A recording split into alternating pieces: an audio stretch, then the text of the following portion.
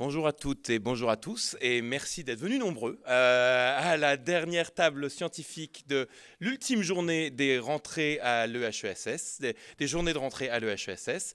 Donc la table ronde scientifique d'aujourd'hui portera sur l'enquête collective, portera sur le travail collectif autour de l'enquête. Donc vous allez en savoir bien plus dans quelques minutes. Pour ma part, j'ai oublié de me présenter, pardon, je suis Philippe Perciot, donc enseignant en anglais et chargé de mission de la vie étudiante. Et en ce qui me concerne, mon incursion dans le domaine de la recherche s'est limitée à étudier le déclin de l'Empire britannique à travers James Bond. Donc autant vous dire que je ne connais rien à l'enquête collective et je suis absolument enchanté, comme je l'espère vous l'êtes également, d'écouter nos participantes et participants que je remercie très chaleureusement d'avoir accepté de donner leur temps pour venir nous parler aujourd'hui. Cette table ronde va s'organiser de la manière suivante. Nous allons avoir 3 panels qui vont se succéder. Le premier sera autour de l'histoire et la géographie, mais je vous laisse expliquer très précisément de quoi il retourne. Le second panel sera autour de l'anthropologie et le dernier panel autour de la sociologie. Je suis aussi le maître du temps, donc je serai absolument intraitable. Vous n'aurez que 25 minutes. Et en sociologie, ils sont plus nombreux, je ne sais pas pourquoi. Vous aurez 50 minutes. Voilà. À la fin de chaque session, vous aurez l'occasion de poser toutes les questions que vous voulez. Et je crois que je n'oublie rien.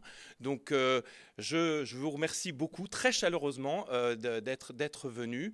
Et comme on s'est mis d'accord avec mon ami Benoît Haché, we're going to switch to English because this is going to be in English. Okay?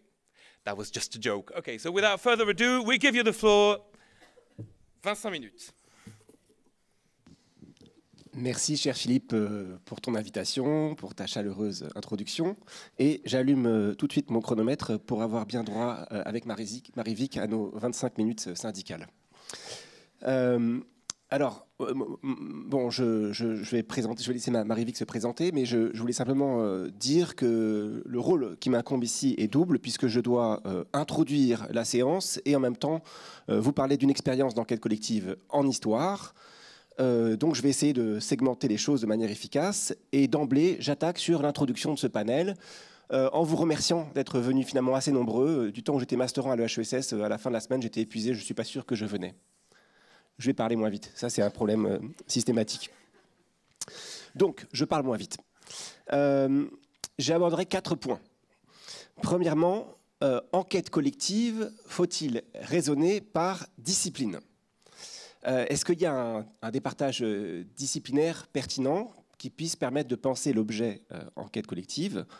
En fait, quand on pense enquête collective, on pense évidemment d'abord à la sociologie, et c'est pertinent donc que les sociologues récupèrent 50 minutes de notre précieux temps, de votre précieux temps, mais aussi à l'ethnologie rurale, et ça correspond en fait à toute une imagerie qu'on a plus ou moins en tête selon le degré de familiarisation avec l'histoire des sciences sociales, en particulier en France et en Angleterre, auquel on peut avoir accédé, c'est-à-dire en gros une imagerie constituée des fameuses grandes enquêtes collectives de la période en gros 1960-1980, cette espèce d'âge d'or, pour reprendre une expression de l'historienne Bénédicte Giraud dans les Annales, qui correspondrait donc finalement à une période heureuse où les sciences sociales auraient fonctionné déjà de manière collective, collaborative, avant un certain déclin.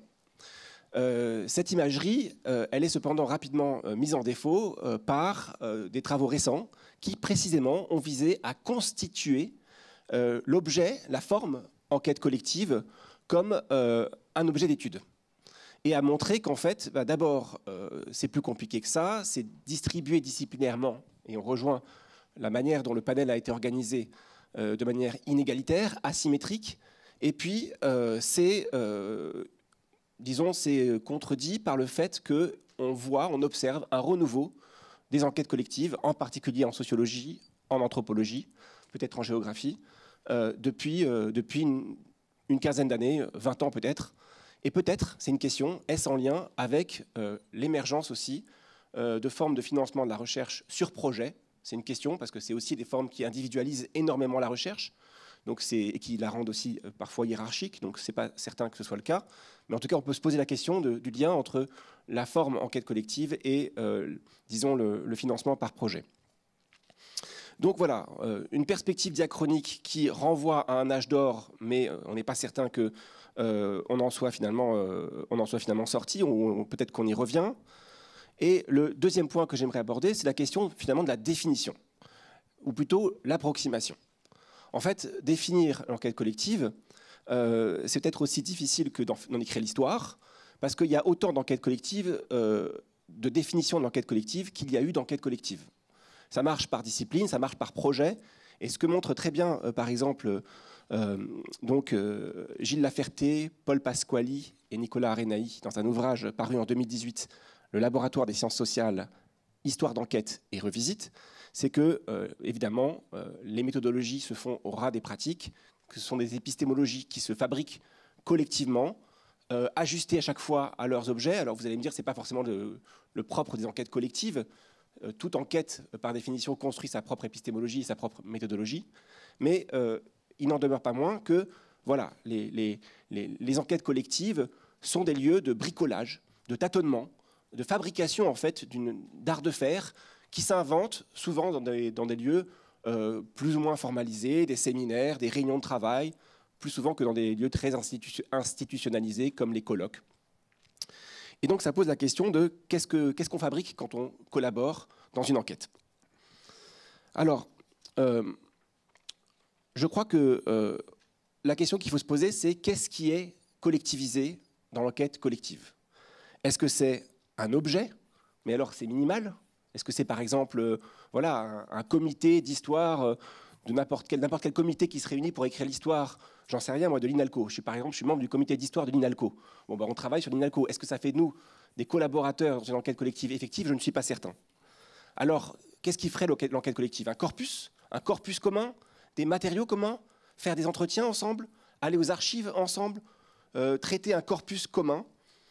Statistique, par exemple? Des données? Ou alors, c'est plutôt le fait d'arpenter un terrain délimité collectivement avec des objets multiples, donc une sorte de je ralentis, une sorte de micro-enquête multisituée sur les territoires d'Aubervilliers, par exemple, donc à l'ouest du canal, ou bien sur un corpus d'archives dont l'extension est bien délimitée et où on travaillerait de façon collective. Donc un terrain finalement sans forcément avoir un objet préétabli. Et ça, je pense que c'est important parce que là, on sue ensemble, on travaille ensemble.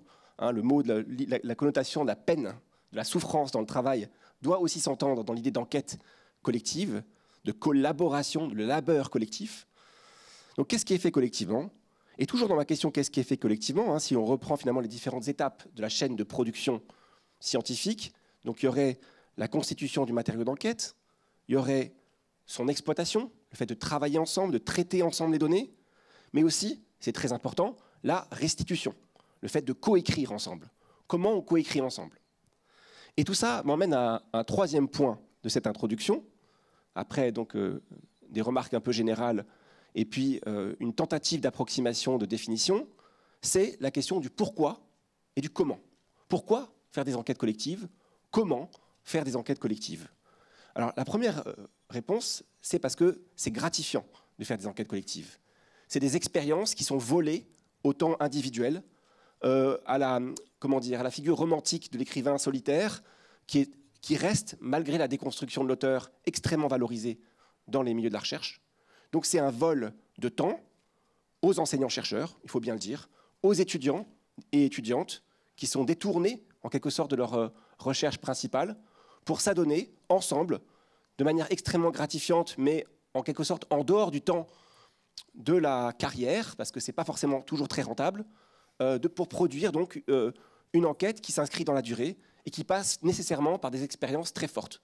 Donc il y a cette première raison de faire des enquêtes collectives. La deuxième raison de faire des enquêtes collectives, c'est parce que on est plus intelligent quand on travaille ensemble. On passe plus de temps, on ralentit, on perd du temps aussi, mais on a une plus grande intelligence parce qu'on comprend mieux ce qu'on lit, parce qu'on débat collectivement, parce qu'on discute, parce qu'on interprète, parce qu'on lit, parce qu'on a des compétences paléographiques, techniques, méthodologiques.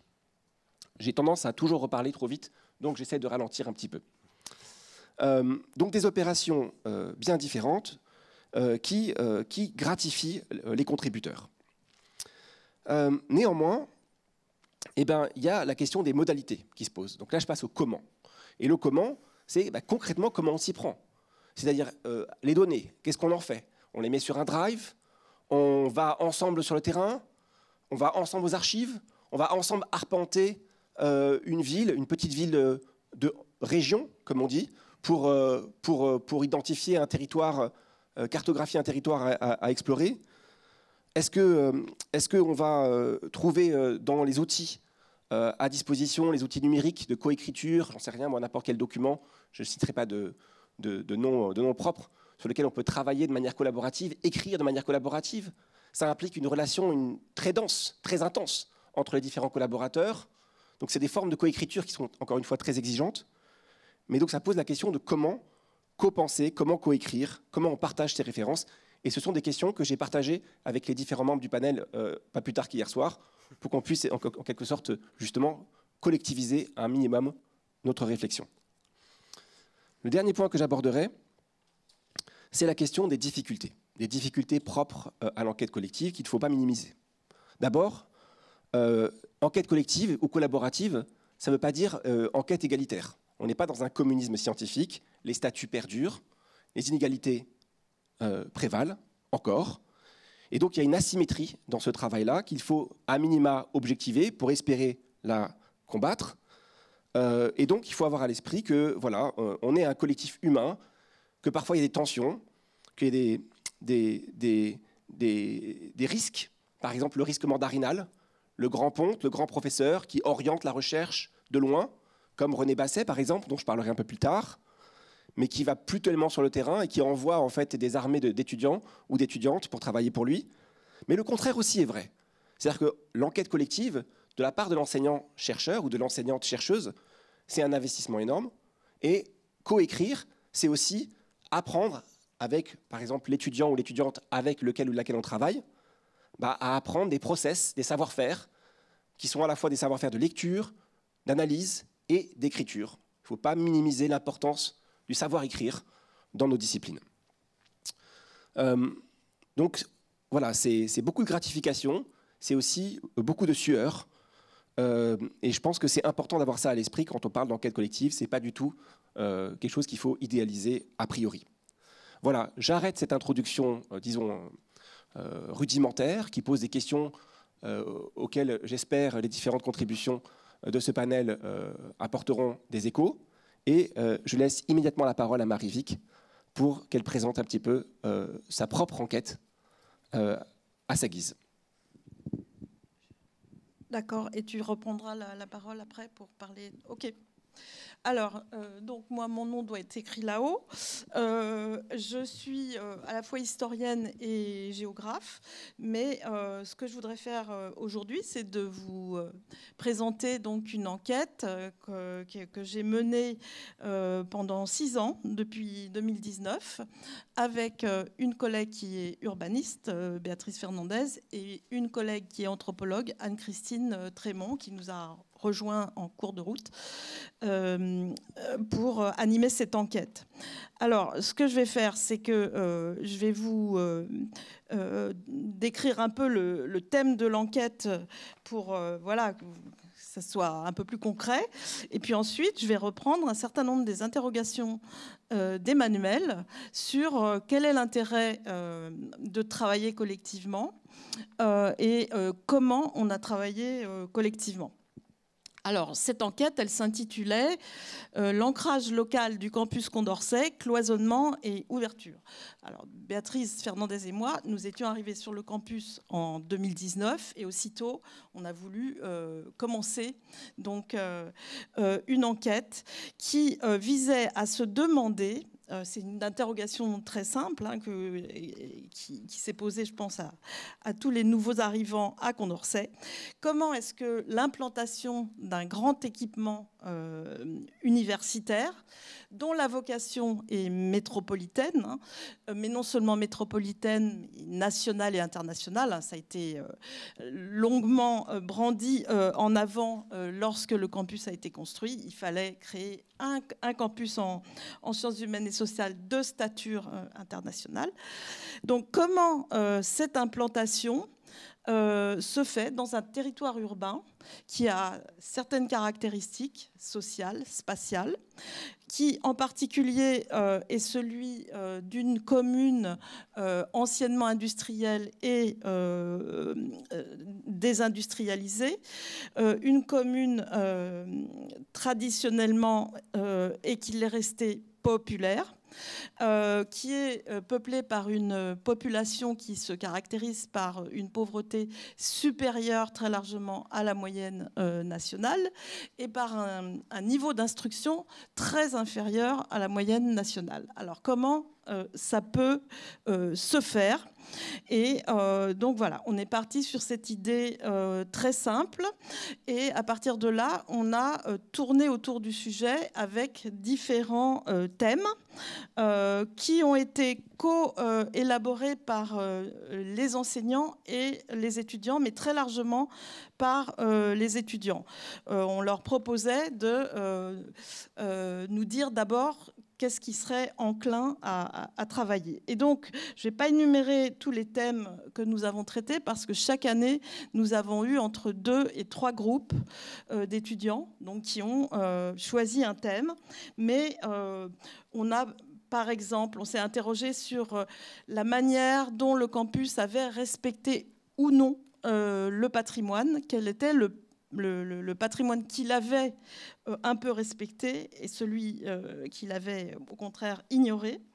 On a travaillé sur le milieu éducatif d'Aubervilliers en se demandant comment ce milieu, professeurs et élèves, recevait l'arrivée du campus, qu'est-ce que ça leur disait, est-ce qu'ils savaient qu'il y a un campus universitaire qui arrivait. On a travaillé sur la participation des habitants autour du processus de concertation pour l'implantation du campus Condorcet. On a travaillé sur le logement étudiant. On a travaillé sur l'arrivée de nouveaux commerçants et sur les politiques publiques commerciales autour du campus. On a travaillé sur des espaces que vous situez peut-être tout près du campus qui sont très fermés, même matériellement fermés par des barrières, en particulier le parc ICAD qui est privatisé et dont les services sont même privatisés, qui est difficile à traverser. Et on a travaillé sur le quartier des grossistes chinois qui lui est mitoyen.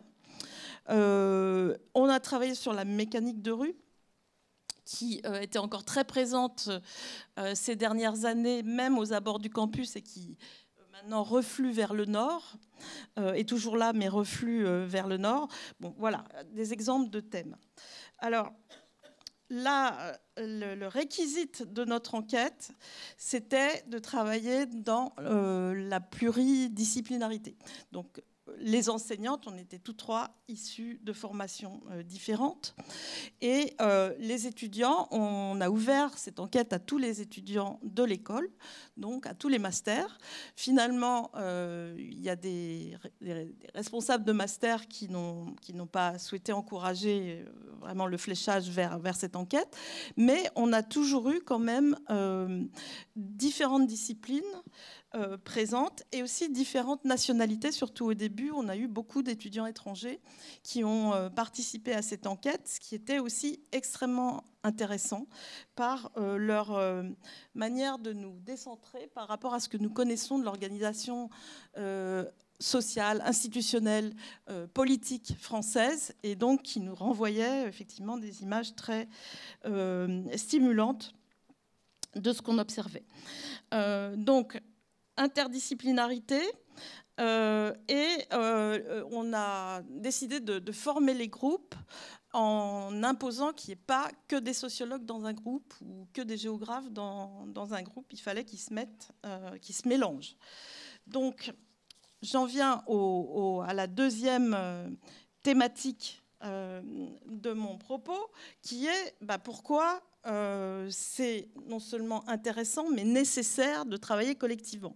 Parce que vous voyez que des questions comme la question très large que nous avions en tête et aussi les questions plus particulières, ce sont des questions qui convoquent plusieurs méthodes pour pouvoir entreprendre des réponses.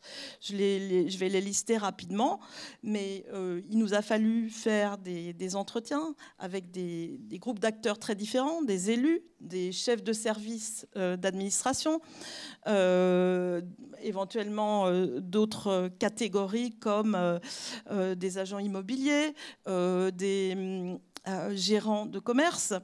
Il nous a fallu souvent faire des enquêtes par questionnaire. Donc comment on fait un questionnaire? Est-ce qu'on les met dans les boîtes aux lettres? Est-ce qu'on les fait en ligne? Est-ce qu'on se sert des réseaux sociaux? Est-ce qu'on les fait dans la rue?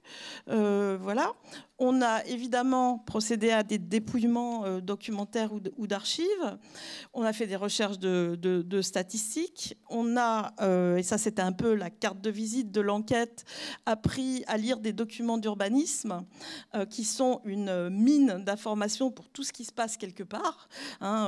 Tout ce qui se passe quelque part est répertorié dans un plan local d'urbanisme, dans un plan local d'habitat, etc.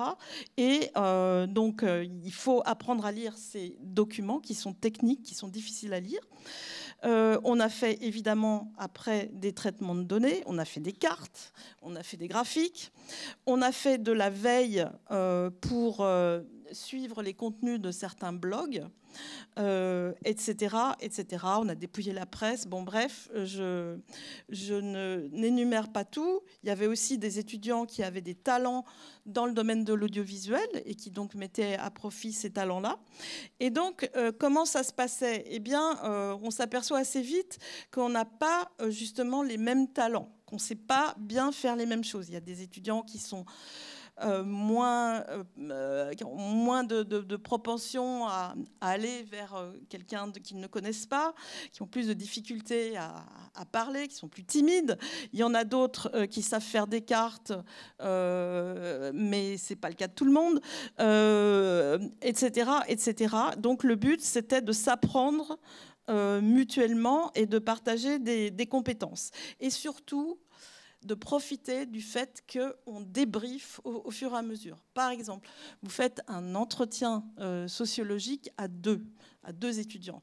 Il y en a un qui pose les questions, puis l'autre, mais ça va vite, les réponses de quelqu'un. Et donc, pour réagir, pour être capable de rebondir sur ce que dit l'interviewé, bah, c'est très bien d'être à deux, parce qu'on peut, voilà, s'il y en a un qui perd un peu le fil, qui n'arrive pas à tout de suite, du tac au tac, reposer une autre question, l'autre y arrive. Et après, on débriefe et l'un dit à l'autre, mais t'aurais dû lui demander ça.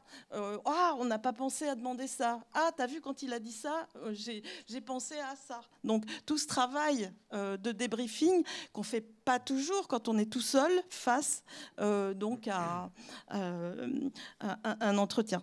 Donc ça, c'était extrêmement fécond. Oui, je vais pas avoir besoin de plus.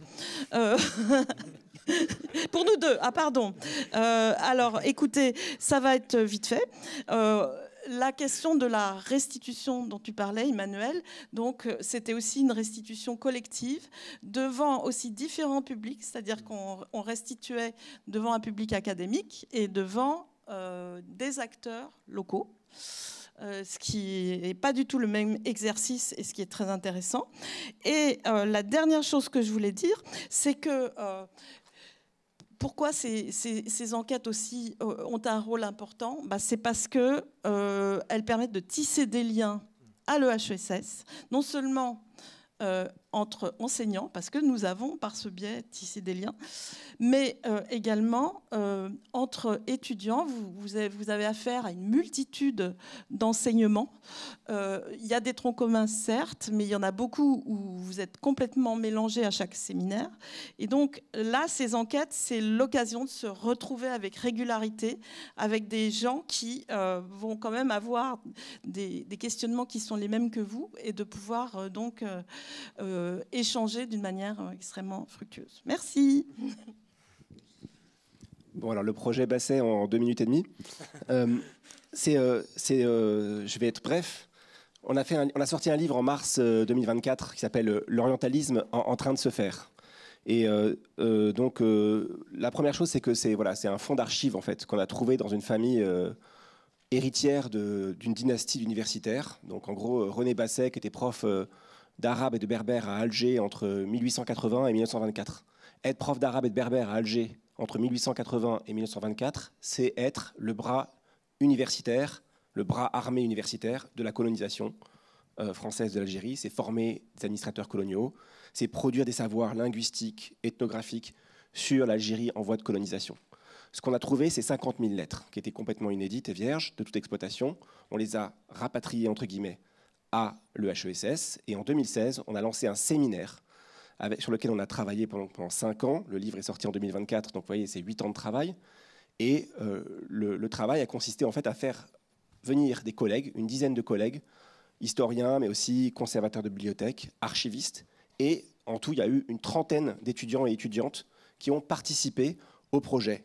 Au final, on en sort avec un livre écrit donc avec 14 chapitres, dont il y a 7 chapitres qui sont coécrits avec des étudiants et des étudiantes. Et donc, voilà, l'important, c'est de voir que de A à Z, c'est-à-dire toute la chaîne de production, elle a été coécrite ensemble, avec les collègues, historiens ou pas historiens. Donc là, l'interdisciplinarité, elle se joue moins au niveau sciences sociales qu'au niveau des spécialisations archivistes et conservateurs. Et ça, c'est important aussi par rapport à l'EHESS, par rapport à ce que tu viens de dire. Ça fait vivre aussi l'EHESS, parce que l'EHESS, c'est un endroit où les administratifs participent parfois à la recherche et viennent en séminaire. Et puis avec les étudiants, bien entendu. Et ça veut dire pas de division mandarinale dont je parlais tout à l'heure. Ça veut dire que concrètement, les étudiants pouvaient, par exemple, je vais donner un seul exemple, venir avec leur propre agenda de recherche. J'ai dit que j'allais venir avec un seul exemple, 50 000 lettres. Imaginez un individu, la correspondance, elle s'étale entre 1868 et après sa mort, parce qu'il reçoit encore des lettres post-mortem, en 1924. Et comme on a récupéré aussi la correspondance active, ça veut dire celle qu'il a écrite et pas seulement celle qu'il a reçue, en tout cas celle qu'il a écrite à sa maman, qu'il a récupérée à la mort de celle-ci, ben ça veut dire qu'on pouvait écrire la vie d'un bourgeois par lui-même au XIXe siècle et au début du XXe siècle en situation coloniale. Et il y a une étudiante, et vraiment je vais terminer là-dessus, qui s'appelle Sarah Hassett, qui est arrivée et qui a dit mais en fait ce qu'on peut faire c'est un truc génial, on peut travailler sur la charge mentale dans le couple de René Basset. Parce qu'il s'est marié à 35 ans avec une femme de 18 ans, aînée d'une fratrie de 7, qui est venue en Algérie depuis sa Lorraine natale, qui a été sélectionnée pour cela et qui a tenu le foyer et permis à René Basset d'avoir la brillante carrière qu'il a eue. Et ça, c'est un exemple, ça a donné un chapitre dans l'ouvrage qui s'appelle « Ethnographie d'un arrangement matrimonial » qu'on a écrit ensemble avec Sarah Hassett parce qu'elle a fait un mémoire là-dessus en Master 2 sous ma direction et celle de Mathilde Rossigneux-Méheux. Et après, on a retravaillé beaucoup pour en faire un chapitre du livre. Voilà. Désolé d'avoir été un peu rapide. Non. Merci infiniment. Je pense que vous méritez de chauds applaudissements. Merci pour une introduction très claire et merci d'avoir apporté des exemples très concrets. Donc c'est vraiment une très bonne illustration de ce dispositif central de notre offre pédagogique. Des questions, j'en suis sûr, des questions qui émergent. Si vous n'avez pas de questions, Emmanuel et Marie-Vic ont plus de temps pour discuter, si vous voulez. Si vous avez des commentaires à apporter.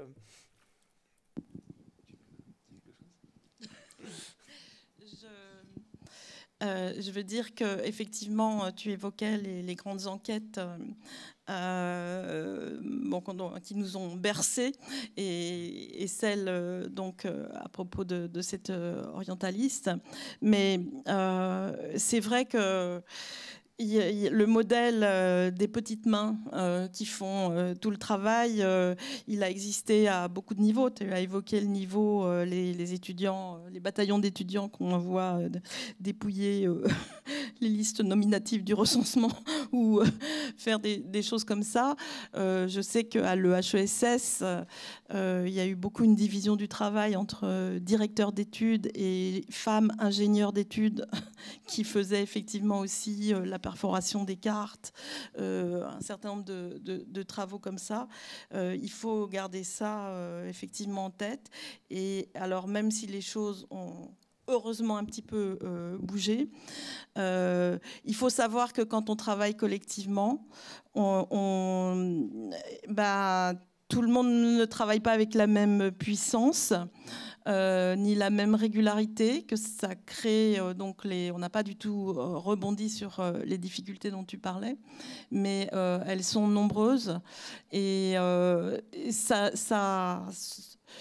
ça demande un engagement vraiment plus grand peut-être que de travailler tout seul de son côté, parce qu'il faut être prêt à accepter. Il y a des choses qui vous déplaisent, il y a des choses qui n'avancent pas comme on le souhaiterait, il y a des choses pesantes. Oui, je suis tout à fait d'accord. En fait, je pense que l'enquête collective, il y a une dimension, pour pas non plus, sans tomber trop dans une dimension un peu héroïsante, mais il y a une dimension sacrificielle. C'est-à-dire que c'est du temps qu'on prend, c'est du temps qu'on peut donner à un certain âge de la vie, et ça repose sur des moyens. Donc l'âge de la vie, du côté des étudiants et des étudiantes, c'est des masterants qui arrivent relativement jeunes. Alors c'est vous en fait, qui arrivent relativement jeunes à l'école, en M1. Quand je dis relativement jeune, vous mettez des guillemets partout, mais ce que je veux dire, c'est qu'il faut du temps, ça prend du temps. Vous voyez, ça a pris 8 ans cette histoire. Et donc en gros, les étudiants avec lesquels on a travaillé à partir de 2016, là, ils sont en train de soutenir leur thèse. Et donc ils ont un chapitre ou deux dans l'ouvrage en sortant de thèse, mais pour eux, c'est toute une carrière derrière eux. Et donc c'est important, ça suppose des moyens en fait, des moyens, des supports. Ces supports, ça peut être des masters. Et en fait, c'est intéressant, il y a eu des enquêtes collectives qui ont été menées, par exemple, dans le cas des masters, je pense au master de sciences sociales, anciennement pratique de l'interdisciplinarité, anciennement enquête terrain-théorie, qui a fait une enquête collective à Lens, et ça a donné, sur la très longue durée, des produits finis, qui sont parfois des monographies, parfois des ouvrages collectifs, parfois des ouvrages à plusieurs mains. Donc ça s'inscrit dans la durée, ça nous forme. Et ça suppose donc des institutions, des supports institutionnels. Ces supports institutionnels, ils peuvent être de deux ordres, soit voilà, les masters, les équipes, les labos, dès lors qu'il y a une forte intégration des masters dans les labos, ou bien, comme on a pu l'évoquer tout à l'heure, l'ANR. Alors l'ANR, c'est plus ambigu parce qu'évidemment, c'est une forme de compétition aussi nouvelle, mais c'est aussi, et ça je crois que c'est Bénédicte Giraud qui le dit, une manière aussi de casser justement les dynasties et les formes très pyramidales, très hiérarchiques, très verticales de fonctionnement des laboratoires, des centres de l'HESS. Pour parler d'expérience, voilà, dans ma propre trajectoire, quand j'ai vu arriver les ANR au sein du CETOBAC, le centre d'études turc, ottomanes, balkaniques et centra-asiatiques auquel j'appartiens, ça a été un bouleversement justement de ces structures très pyramidales, très verticales, avec l'arrivée d'une jeunesse qui s'est emparée de ces nouveaux outils et qui en a constitué du coup un objet de pouvoir, en fait, pour prendre le pouvoir, comme dit je crois Bénédicte Giraud, au sein des labos et imposer d'autres formes de manière de faire de la recherche, plus égalitaires et cassant un peu ces logiques mandarinales. Merci beaucoup, merci, c'est très enrichissant. Nous sommes en train d'apprendre beaucoup sur le HESS. Ah, nous avons une question, mais une seule. Oui.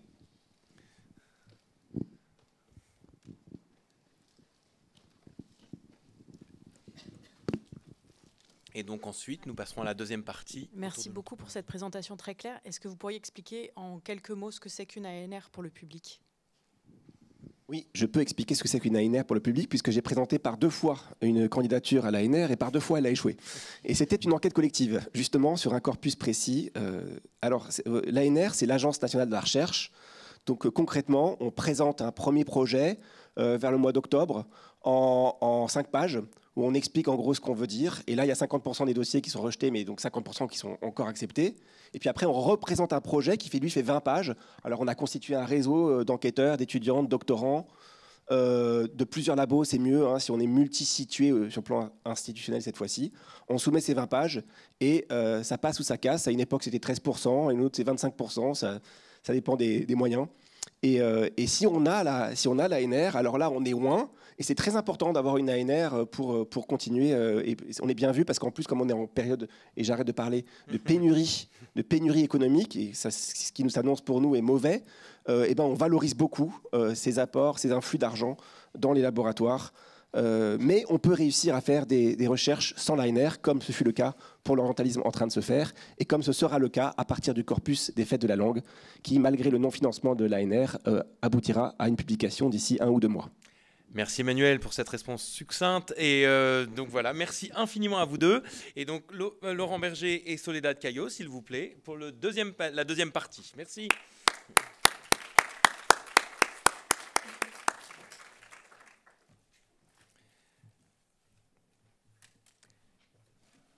Donc vous allez devoir partager votre temps. Et je vous laisse vous présenter. Non ?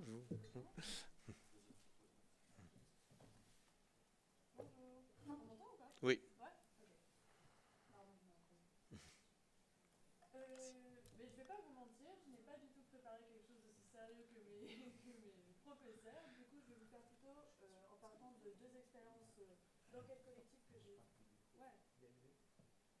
La voix forte en Voilà. fait. Ouais. Voilà. Là c'est mieux. Ah ok, super. Ok, je remets le chrono à 0. alors. Ouais, merci. Du coup, pardon, je disais que je pense que je vais plutôt vous présenter une sorte de comparaison entre deux enquêtes collectives que j'ai pu faire au sein de l'EHESS.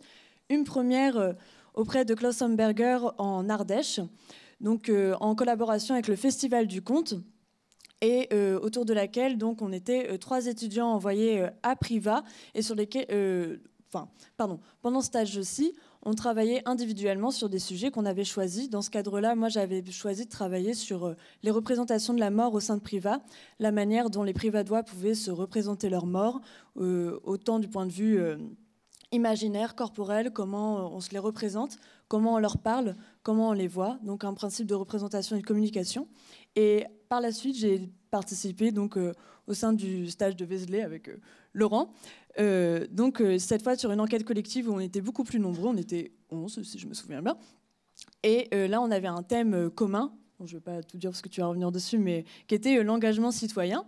Et donc, dans ce cas-là, j'ai travaillé avec un binôme, Lucas, et on s'est centralisé sur un sujet en particulier qui était du coup la manière dont les habitants géraient le projet du Grand Site, qui était un projet de valorisation du paysage qui avait lieu dans la région. Et donc, comment politiquement les citoyens pouvaient s'engager contre ou pour ce projet de valorisation du paysage.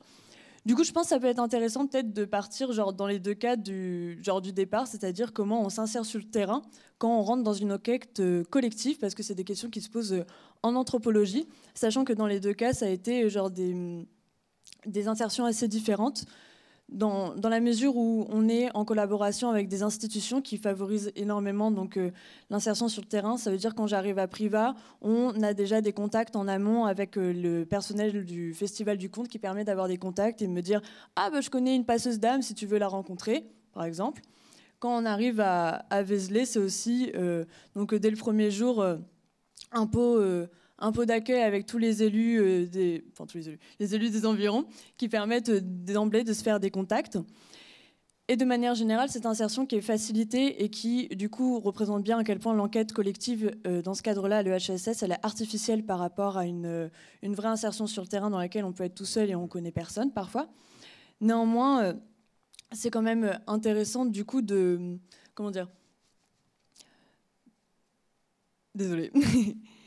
De pouvoir rencontrer du monde donc, par cet intermédiaire, et en même temps, c'est aussi parce qu'on est en collectif qu'on peut faciliter cette rencontre, et en même temps, ça crée une forme de responsabilité les uns par rapport aux autres, et je trouve que c'est aussi ça qui est important dans le cadre d'une enquête collective. Ça veut dire que on rencontre du monde, on fait notre enquête individuellement, et en même temps, si jamais j'ai un comportement qui se veut pas forcément super approprié ou qu'il y a une entrevue qui se passe mal, je sais que ça peut avoir des conséquences sur tous mes collègues. Du coup, c'est aussi ça une des difficultés de l'enquête collective. Ça veut dire que même dans la mesure où on agit seul, à la fin, on agit quand même sur l'entièreté du groupe. Et dans le cadre de l'insertion dans le terrain, je trouvais ça intéressant. Et par la suite, dans le déroulement même du terrain, ce qui était assez frappant, et notamment dans le stage du Vézelay, c'est à quel point, en vivant en communauté de manière constante, il y a une forme de...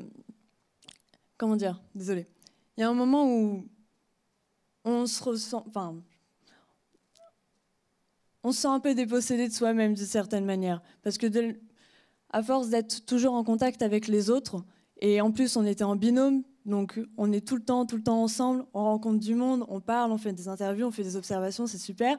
Après, sur le trajet du retour, je suis encore avec mon binôme, je vais rentrer à l'auberge, je vais encore être avec du monde. Et à la fin, à force que ce régime soit tout le temps tourné vers l'autre, il y a un moment où, aussi stimulant que ça puisse être du point de vue intellectuel, on ressent aussi à quel point l'enquête anthropologique, elle est éprouvante émotionnellement. Et c'était quelque chose de très très intéressant et que j'ai pas du tout ressenti de la même manière quand j'étais à Privas, parce qu'on était d'une part beaucoup moins nombreux et que le cadre était peut-être plus rigoureux d'une certaine manière, dans le sens où on était la journée entière sur le terrain et quand on rentrait le soir, c'était des heures et des heures de débriefing.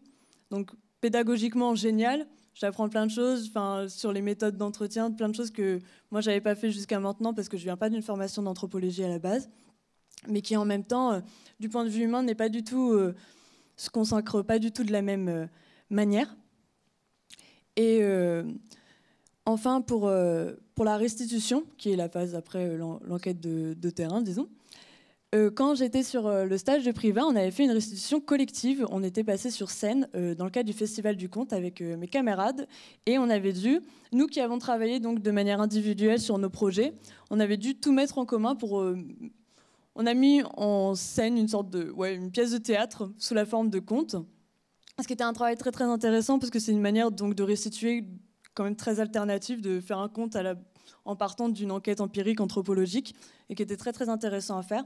Donc je pense aussi c'est ça qui est très valorisant dans ce genre d'enquête collective, c'est de pouvoir développer de nouvelles manières de restituer les informations et de réfléchir de manière collective en composant tous ensemble.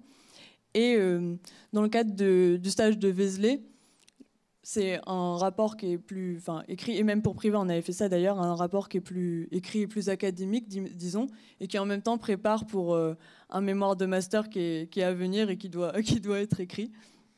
Du coup, voilà. Et pour finir, je pense que je vais reprendre un peu ce qui a été dit en fait, mais ces enquêtes collectives, elles ont quand même l'avantage très fort de faire lien. Et je pense, je ne sais pas combien il y a de M1 dans cette salle, mais la solitude dans cette école, c'est un problème qui est assez, pas courant, mais qu'on peut sentir par moment. Donc c'est un très beau moment pour pouvoir sociabiliser et rencontrer de nouvelles personnes et faire lien autant avec les élèves qu'avec les professeurs. Parce que, il y a quelque chose il y a toujours une sorte de distance entre élèves et professeurs qui tend à s'étaler un petit peu quand on est sur ces situations de terrain et qui donnent lieu à avoir des expériences auxquelles on n'a pas forcément accès d'habitude et qui sont très très enrichissantes. Voilà. Merci.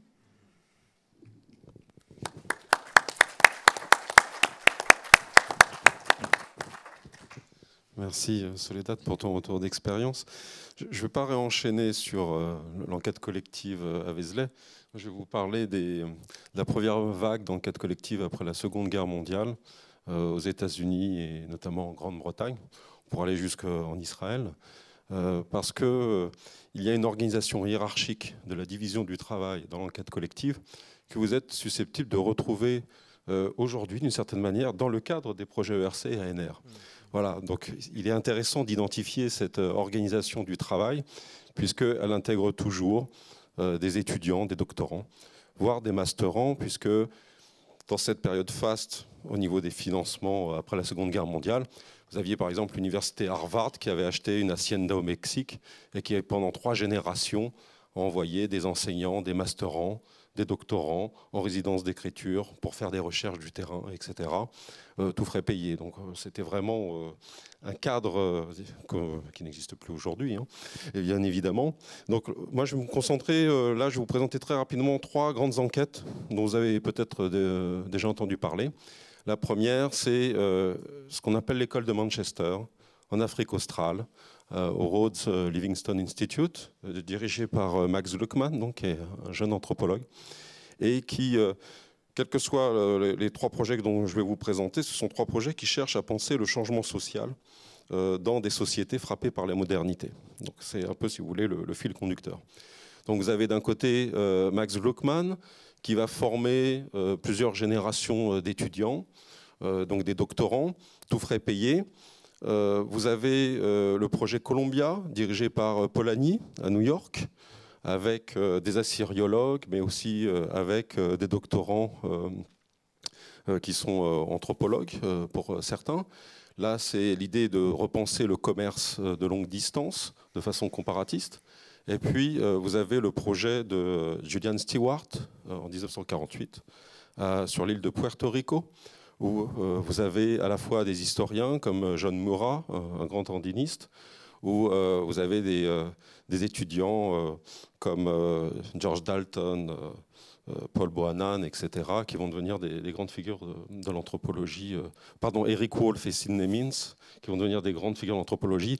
Dalton et Bohannan, c'est avec Polanyi, et avec Terence Hopkins. Voilà. Donc, si vous voulez, vous avez des doctorants qui vont devenir des grands noms des sciences sociales. Donc, je vais vous présenter en 3-4 points, très rapidement, sur quoi repose cette organisation hiérarchique de la division du travail. Le premier point, donc, c'est la constitution d'une équipe pluridisciplinaire autour d'une figure intellectuelle majeure qui a les cordons de la bourse. Non seulement elle a les cordons de la bourse, elle contrôle complètement l'ensemble du financement, non seulement elle a ce que Howard Baker appelait le personnel de renfort au niveau logistique, pour organiser ce type d'enquête collective qui s'étale sur 4 à 5 années, mais de surcroît, cette figure a une pensée théorique. Elle a une pensée théorique, elle a une façon de problématiser le changement social qu'elle cherche à mettre à l'épreuve de données empiriques qui vont être produites sur le terrain. Par qui ? Par les étudiants et les collaborateurs universitaires déjà en poste, qu'elle va réunir, cette figure, autour d'elle, puisqu'elle finance l'ensemble du processus d'enquête.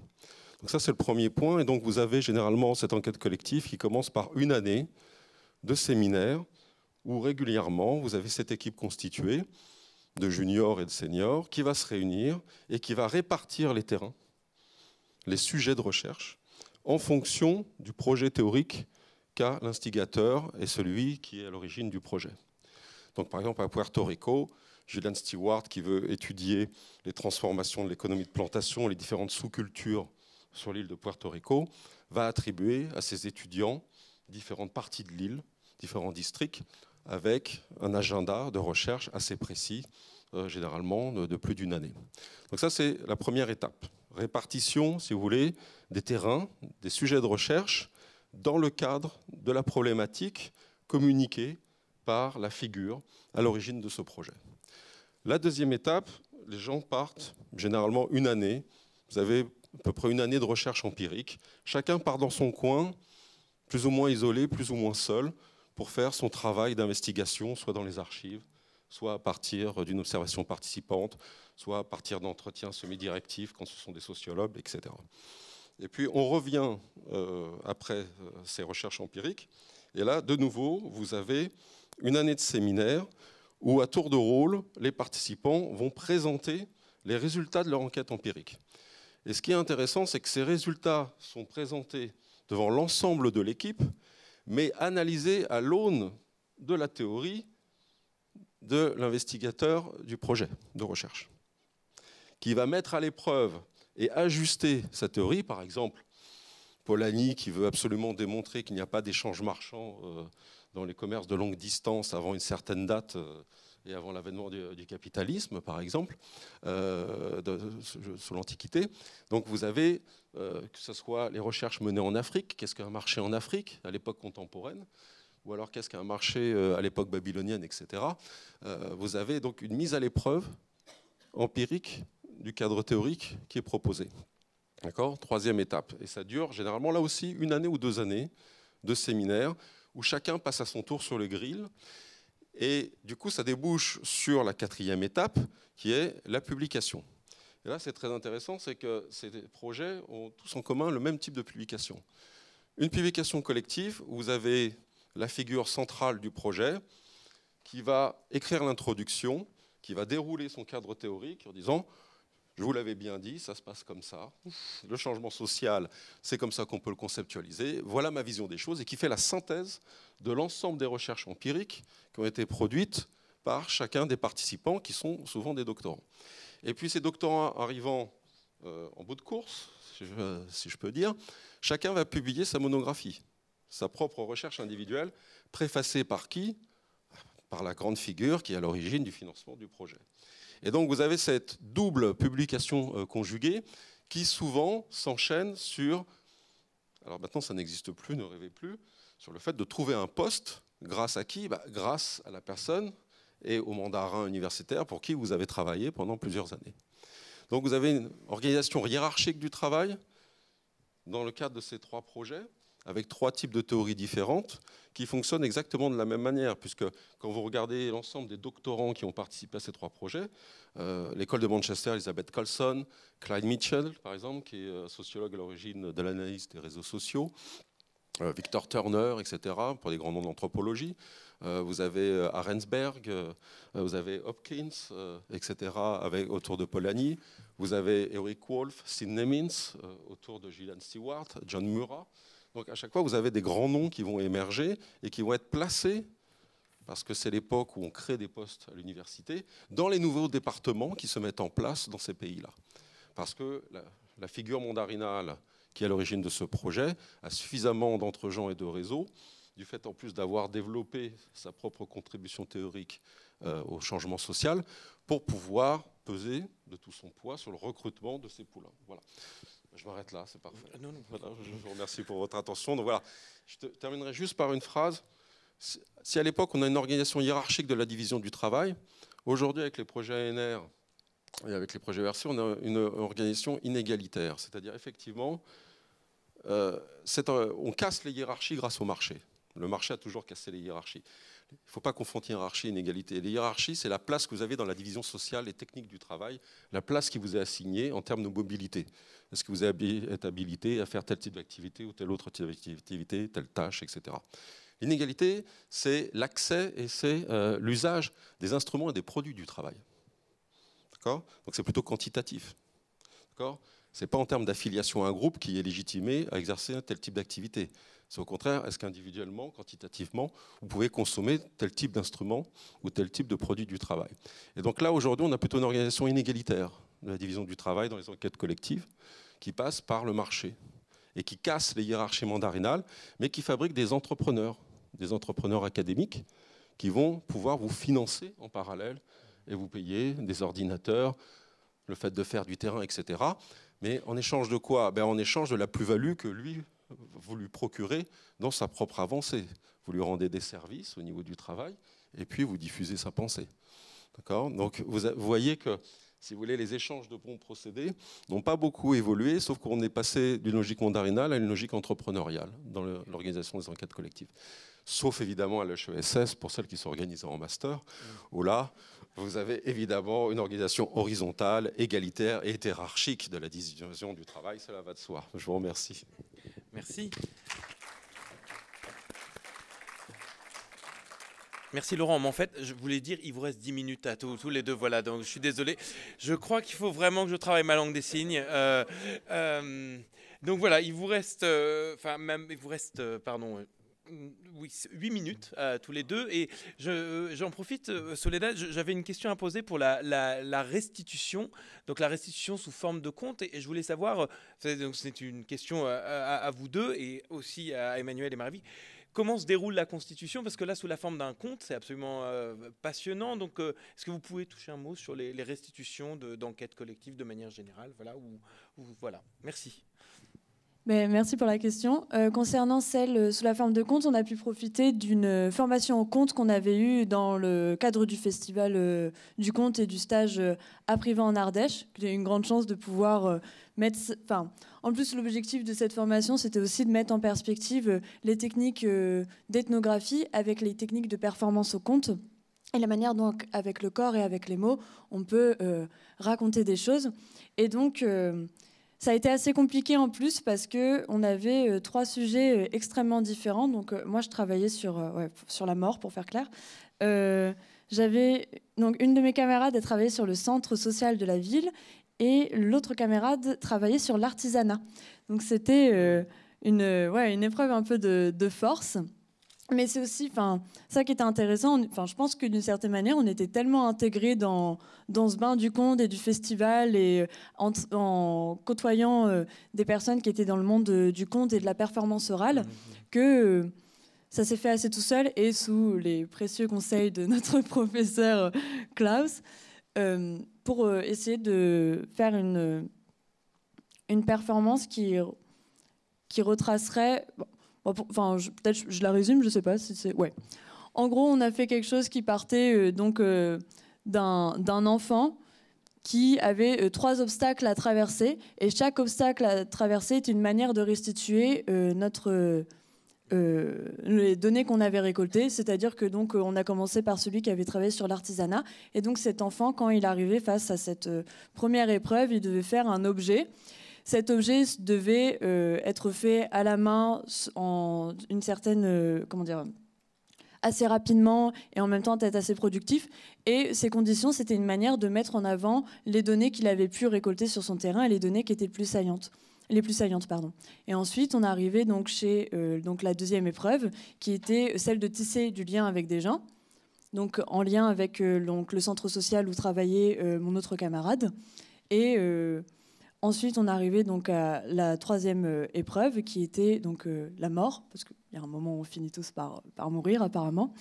Et donc, en même temps, d'essayer de restituer mon terrain par la même occasion et de dire que, visiblement, c'est pas parce que les personnes meurent que tout contact est effacé, qu'on ne peut plus contacter, qu'on ne peut plus voir, etc. Et essayer d'intégrer dedans les données du terrain. Donc, c'était en même temps un travail individuel de restitution et en même temps, tisser les liens entre chaque travail qu'on avait pu mener.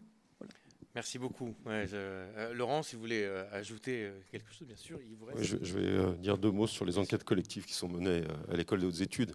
Parce qu'on vous a présenté un peu pas des contre-modèles, mais en tout cas des modèles qui supposent soit la hiérarchie, soit l'inégalité dans la production des données et l'usage des connaissances produites en fonction de votre statut initial. Voilà. Donc c'est peu excitant de commencer, si vous voulez, l'année sous ces auspices. Par contre, à l'école, je pense qu'il y a une volonté d'organiser des enquêtes collectives en master. C'est du bénévolat de vos enseignants. On n'est pas plus payé quand on fait ça, et ça prend quand même un certain temps. Pour à la fois vous faire découvrir le tour de métier, c'est-à-dire le côté artisanal des techniques d'investigation qui permettent d'identifier un ancrage disciplinaire qui est fondamental. En même temps, sur la base de cette maîtrise acquise des techniques d'investigation, c'est là où se joue l'ouverture à l'interdisciplinarité. C'est-à-dire que traiter des archives, reconnaître des archives pertinentes et savoir les faire parler, ce n'est pas la même chose que de vivre pendant 1 an et demi avec des gens au quotidien, en partageant leur existence, et comme le disait tout à l'heure Soledad, en se décentrant à tel point que votre régime d'attention au quotidien il est toujours tourné sur les autres, il est totalement détaché de votre propre existence personnelle, ce qui psychologiquement est assez déroutant quand même. C'est le propre de l'ethnographie. Donc, ce qu'on essaye d'organiser, si vous regardez dans les différentes mentions, vous avez des enquêtes collectives qui sont organisées, généralement où on finance le voyage, l'hébergement, voire la nourriture. À Vézelay, il y avait même les vélos électriques qui étaient en bonus track. Voilà. Et l'idée, à chaque fois, il y a vraiment un objectif pédagogique derrière chaque enquête collective. Là, comme Soledad l'a signalé tout à l'heure, l'objectif, c'était de façon artificielle de vous mettre en condition de faire de l'ethnographie sur 2 semaines. On sait qu'il faut à peu près 3 mois pour entrer sur un vrai terrain et y trouver sa place. Donc en 15 jours, on est obligé de tricher. Voilà. Mais le côté artificiel, par exemple, dans ce cas-là, comme elle l'a souligné, c'est de vous mettre dans une vie communautaire quasi totalitaire au quotidien. C'est-à-dire que quand vous quittez le campement, c'est pour aller sur le terrain rencontrer les gens des villages environnants et passer toute la journée avec eux. Parfois, vous êtes invité à dîner chez eux le soir, etc. Et quand vous revenez, vous ne pouvez pas être seul parce que vous avez le groupe d'une quinzaine de personnes avec qui vous faites la cuisine, avec qui vous parlez, vous échangez, vous discutez, etc. Donc en fait, pendant 15 jours, vous n'êtes jamais seul, vous n'êtes jamais renvoyé à votre existence habituelle. Voilà.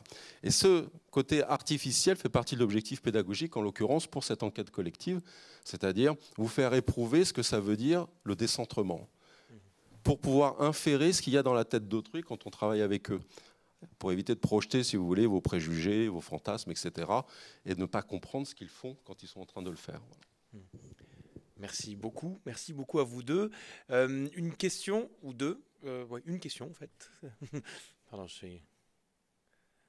non, un commentaire. Bon, nous allons continuer notre exploration collective. Merci infiniment.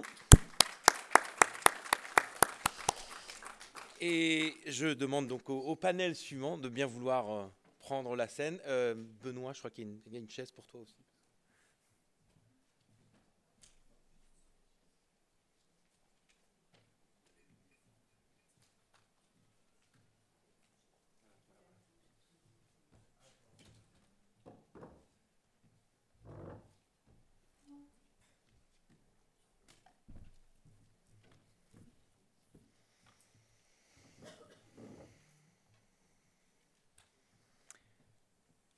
Voilà, donc le troisième panel et troisième et dernier panel. Donc je vous laisse vous organiser collectivement. Et Benoît Haché conclura cette session, cette table ronde. Merci. Je crois qu'il faut appuyer sur le... Ouais. Bonjour à tous. Gaëlle, je suis étudiante en Master 2 en sociologie. Et avec Maëlle et Victor, on va vous parler du coup collectivement de notre enquête collective sur l'esplanade de la BNF, la Bibliothèque nationale de France, donc sur le site de Bercy pour ceux qui connaissent. L'intitulé de l'enquête collective, c'était la BNF dans son quartier, cartographier les pratiques culturelles et de sociabilité. Donc, cette enquête, elle s'est déroulée tout au long de l'année dernière. On était donc 3. Comme vous l'expliquera tout à l'heure Victor, après une phase plus exploratoire, en fait, on a, nous, décidé de travailler sur l'esplanade, alors que d'autres groupes ont travaillé à l'intérieur de la BNF. Et notre question, c'était vraiment d'essayer de comprendre comment ce lieu, qui est a priori froid et vide, se transforme par la présence de ses usagers, finalement, en un espace public et empli d'activités et de sociabilité. C'était assez intéressant tout à l'heure ce que disait le premier intervenant sur le fait que chaque enquête est différente et se construit en fait au fur et à mesure. Et même la méthodologie, comme vous le verrez tout à l'heure, on l'a vraiment implémentée au fur et à mesure de nos questions. Le fait aussi de pas d'avoir là, nous on était dans une situation où on avait un terrain au départ, la BNF, mais sans objet préalablement défini, puisque c'est nous qui avons dû justement construire notre problématique, la méthodologie pour étudier la question qu'on avait choisie. Et donc voilà, on a pu proposer différentes figures typiques des usagers de l'esplanade, explorer comment ces groupes, et en particulier en fait, un groupe de danseurs de K-pop, colore l'espace. Et voilà, ça c'était pour l'introduction. Victor va parler du coup un peu plus du détail, du déroulé de l'enquête, et Maëlle reviendra sur les avantages et les inconvénients d'une enquête collective. Bonjour. Du coup, moi, je vais vous raconter un peu comment ça s'est passé concrètement l'enquête sur le terrain. Donc, comme l'a dit Gaëlle, on a commencé avec des observations exploratoires, donc pour un peu définir notre objet de recherche, et on a eu le choix des groupes en fait selon nos intérêts, suite aux observations qu'on a pu faire au début. Donc ensuite, une fois que les groupes ont été mis en place, on a fait des observations beaucoup plus ciblées selon en fait un espace délimité sur l'esplanade de la BNF. Donc déjà rien que ce moment-là, ça a été toute une négociation sur est-ce qu'on prend les espaces extérieurs de l'esplanade, est-ce qu'on s'arrête entre les tours, voilà. Et en parallèle, en fait, on a commencé à faire la bibliographie, donc à lire chacun de notre côté. Ce qui a été intéressant, c'est que quand on est 3, en fait, on peut un peu élargir nos horizons et on va se tourner vers des textes et des bibliographies qui ne sont pas forcément similaires et du coup qui apportent des choses complètement différentes, des points de vue complètement différents. Sur l'entrée sur le terrain, on a quand même eu l'accès à la BNF parce qu'il y avait quelqu'un qui travaillait là-bas. Et donc, l'entrée sur le terrain, c'est complètement différent de votre mémoire personnelle. Parce que votre mémoire personnelle, en fait, vous faites ça tout seul un peu. Là, c'est quand même balisé, et donc ça permet en fait de tester des trucs qu'on peut rater sans... comment dire, sans... voilà, de tester, ouais. Juste de tester, en fait. Au niveau de la méthode, on a essayé de mixer un peu les méthodes pour toucher à tout. Donc on a fait des entretiens avec les danseurs et avec quelqu'un de la sécurité. On a également fait passer des questionnaires et on s'est principalement quand même basé sur des observations. Ce qui est intéressant, encore une fois, c'est que pendant les observations, ça permet concrètement de savoir comment on prend en note ce qu'on voit, qu'est-ce qu'on regarde. Être 3, on ne regarde pas la même chose, on se met pas de la même manière, on n'écoute pas les mêmes choses, etc. Et donc c'est vraiment une richesse incroyable, quoi. Ensuite, après tout ce travail de terrain, donc on a eu une première restitution orale qui a permis de en fait, tester nos hypothèses. Donc notre travail n'était pas fini. Et encore une fois, ça c'était vraiment intéressant parce que du coup, en sortant de cette orale-là, on a eu des retours avec des choses qui ne fonctionnaient pas du tout et des choses qui fonctionnaient très bien. Et donc on a pu après orienter notre écriture et baliser un peu notre écriture parce que l'écriture collective, c'était quand même compliqué. Nous, ce qui s'est passé, c'est qu'on a divisé le travail et après, donc on écrivait une grosse partie chacun et les deux autres repassaient sur la partie pour essayer de mettre en forme collectivement, quoi. Si je peux émettre une petite critique sur le fonctionnement, c'est qu'on n'a pas eu de dernière restitution et que du coup on finit un travail comme un intervenant le disait, c'est très valorisant de finir et de faire ça et finalement en fait on aurait aimé avoir le retour des autres groupes, etc. parce qu'on a fonctionné collectivement à 3 mais pas du tout collectivement au niveau du cours. Voilà. Moi, je vais revenir un peu rapidement sur les avantages, les difficultés qu'on a pu rencontrer pendant l'enquête. Et effectivement, on a noté la même phrase qui a été énoncée en introduction, c'est chaque expérience d'enquête est vraiment très différente. Et ce qu'il faut comprendre pour le contexte, c'est que donc, en sociologie, il y avait 4 ou 5 enquêtes collectives. Et nous, on est un groupe de 3 dans une enquête où il y avait d'autres groupes. Donc c'est vraiment très ciblé comme expérience qu'on a vécue. Et je dirais les avantages principaux que nous on a pu rencontrer, c'est d'abord et avant tout le partage pour moi du stress, de la charge mentale, le fait de pouvoir se soutenir, en fait, d'avancer à plusieurs, de pouvoir partager des expériences, partager les doutes, les questions. Enfin, c'est vraiment quelque chose qu'on retrouve très peu. Ça a déjà été mentionné dans la recherche un peu solitaire habituelle qu'on mène pour notre mémoire en parallèle.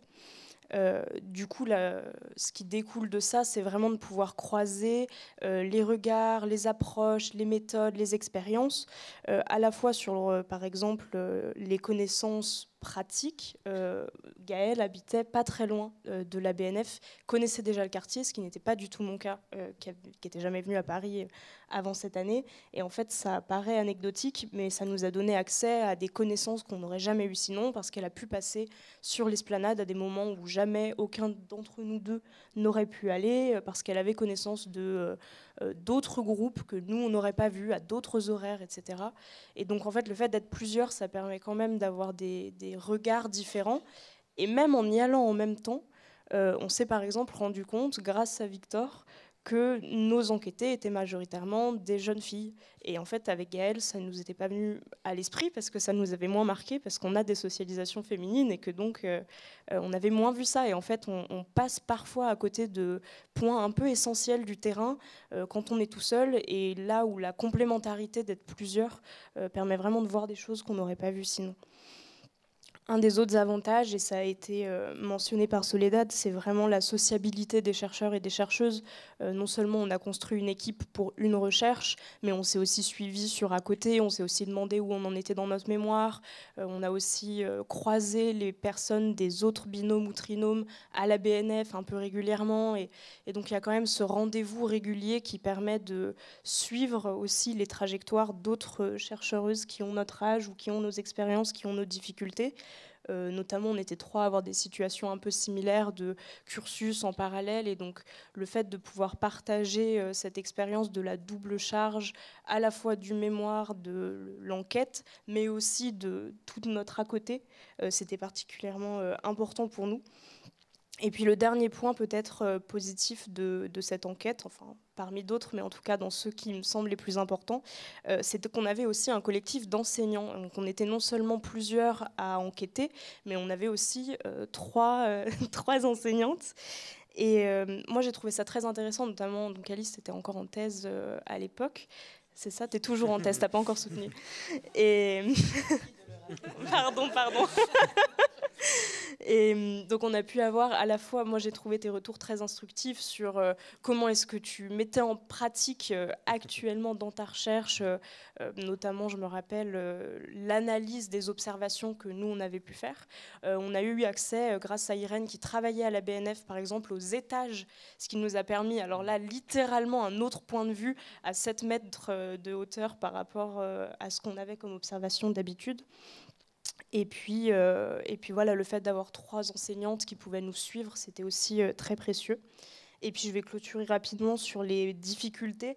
Peut-être une des choses les plus compliquées, ça reste de trouver une problématique, un angle, alors qu'on est 3 et qu'on a quand même des sujets différents. Et c'était un avantage pour les bibliographies, c'est sûr, parce qu'on pouvait vraiment se lancer dans des champs de la sociologie différents, mais ça reste un inconvénient quand il s'agit de trouver une problématique commune qui nous passionne à 3, et donc de faire un peu des compromis.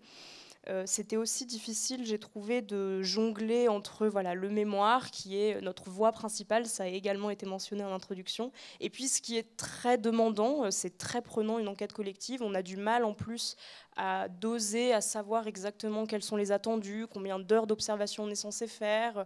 Nous, on avait l'inconvénient, ça a été à la fois un avantage, mais c'était aussi, je trouve, plutôt un inconvénient de l'avoir sur toute l'année. Parce qu'il y a un espèce de flou sur combien d'heures d'observation on doit faire quand on n'a pas cours pendant 2 semaines. Alors que d'autres enquêtes qui sont sur un semestre, en une semaine, on n'a pas le temps de faire beaucoup d'observations. Donc ça avait ce côté plus clair que nous, on avait moins. Et voilà, donc sur le temps long, c'est vrai que s'organiser à 3, quand on n'a pas les mêmes échéances de mémoire, ça a pu être un petit peu difficile. Parfois se mettre d'accord sur les titres, sur ce qu'on veut faire ressortir en priorité dans un rendu final qui est unique pour 3. C'était pas toujours évident, mais en même temps, la collaboration s'est plutôt très bien passée, et notamment grâce à une communication qui a été très fluide et qui du coup a permis quand même un bon rendu.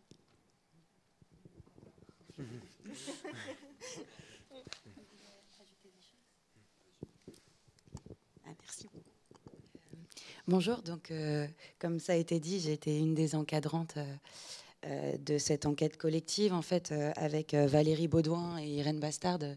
Ça fait maintenant 3 ans qu'on met en place des enquêtes collectives dans le cadre d'un dispositif qui s'appelle Lucipo. Alors il y en a qui connaissent, puis il y en a qui ne connaissent pas. Je ne sais pas à quel point ça va être des redites et je m'en excuse.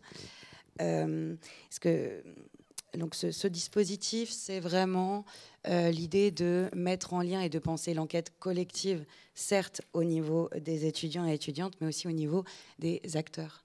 Est-ce que les acteurs sont inclus quand on parle d'une enquête collective ?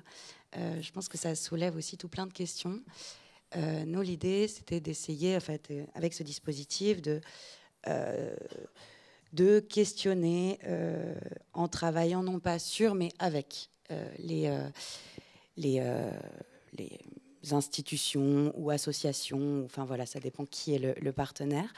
Je ne vais pas revenir sur l'enquête BNF qui a été très bien présentée, mais sur une autre de l'année d'avant qui va être le terrain que je vais essayer de vous présenter tout en essayant de réfléchir en montant un peu en généralité. Avec le groupe SOS et notamment en fait avec la question des conseillers numériques dans les centres d'hébergement d'urgence. Qu'est-ce que sont ces personnes en plus qui ne gèrent pas l'urgence mais qui amènent quand même un besoin, un endroit où il y a une reconnaissance d'une inégalité importante. Et c'était à Marseille, donc un peu de manière différente, c'était sur un temps fort d'une semaine d'enquête où tout le monde, ça commençait à 6h du matin au petit déjeuner où on en parlait, avec des retours au repas du soir où on en parlait, comme tu l'as assez bien énoncé. Bon, l'idée là, c'est d'essayer d'ouvrir la question de l'enquête collective, donc en questionnant ce que c'est que d'inclure les professionnels qui ne sont pas des professionnels de la recherche dans cette enquête collective. On imagine un petit peu, il y a les enquêtes collectives qui se font de manière extrêmement fermée dans le monde de la recherche et qui vont être des enquêtes sûres. Et puis, il y a la recherche-action qui serait l'opposé un peu sur ce long continuum où, en fait, on crée les outils de l'analyse avec les enquêtés eux-mêmes pour faire une analyse collective ou co-construire vraiment la recherche au nom d'une action, d'une finalité qu'on va construire avec ces acteurs-là. Nous, disons qu'on essaye de se situer un peu au milieu. Et donc, c'est un peu ce milieu que j'aimerais vous présenter. disons que quand on fait une recherche collective, on arrive souvent, et vous allez le faire, enfin, le collectif, il est déjà l'état de la littérature qu'on va créer, vous allez le faire en mémoire. Après, ça se fait aussi quand on compare les lectures qu'on fait. Donc là, c'est déjà le premier pas de l'enquête. En fait, il y a les textes qu'on va lire, et puis il y a les discours des enquêtés. Et ça aussi, c'est quelque chose qui participe à ce qu'on peut estimer du collectif quand on fait une enquête. Et on s'est dit, la première chose, c'est de prendre au sérieux le discours des acteurs comme étant les premiers connaisseurs de leurs espaces. Ce ne sont pas des sociologues, ni des anthropologues, ni des historiens, mais il s'avère qu'ils ont un savoir-faire et un savoir-sûr. Et donc l'idée, c'est de vraiment prendre au sérieux leur discours et leur capacité à construire une problématique de la pratique. Et donc d'aller, nous, avec nos objets, nos présupposés, nos notions de sciences sociales, et donc une problématique de sciences sociales, se friter avec leurs problématiques à eux du terrain, en faisant le pari, en fait, que dans cette tension-là, entre les deux rencontres et les deux problématisations, se crée une nouvelle, qui est en fait plus pertinente. Et on s'est rendu compte dans cette enquête-là qu'on était arrivé avec nos idées. Il y avait eu toute une construction d'un état de la littérature en amont, des pré-terrains, etc. Et on est arrivé, et puis ils nous ont regardé avec nos questions en étant oui, et nous, on pensait qu'on avait fait des chocs à pic avec la problématique qu'on amenait, quoi. Et puis, de l'autre côté, ils arrivaient avec des tensions de la pratique qu'ils voyaient comme essentielles, nécessaires, mais qui étaient mêlées avec des embrouilles personnelles. On était là un peu, est-ce que c'est de la sociologie? Donc, comment on fait? Et en fait, au bout de 2 semaines, on a fini par trouver ensemble quelque chose qui faisait sens. Pour eux, parce que ça allait déplacer leur regard dans la pratique, et pour nous, parce qu'en fait, ça devenait quelque chose d'original comme étude. Et donc l'originalité, elle se crée en se demandant, ok, cette recherche, elle est faite, on a lu machin, cette recherche, elle est faite, on a lu machin. Et puis il y a aussi, les acteurs, ils ont vu un point là, et en fait, ça n'a pas été traité. Donc ça, c'est la première question. Et l'autre moment qui fait collectif, c'est le moment de la restitution. Parce qu'il y a un moment, quand même, on ne va pas se mentir. Notre boulot, c'est d'être sociologue, et leur boulot, c'est d'être des travailleurs sociaux. Donc, le moment de l'ethnographie, ils retournent à jouer le rôle des travailleurs sociaux, et nous, on rejoue le rôle de l'ethnographe, et on les observe, et on s'est mis d'accord là-dessus.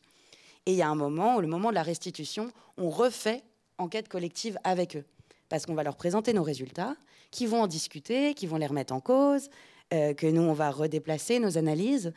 Et en fait, ils sont réintégrés dans l'enquête. C'est pas forcément un point final de l'enquête, parce qu'avec les enquêtes de master, c'est le point final de M1.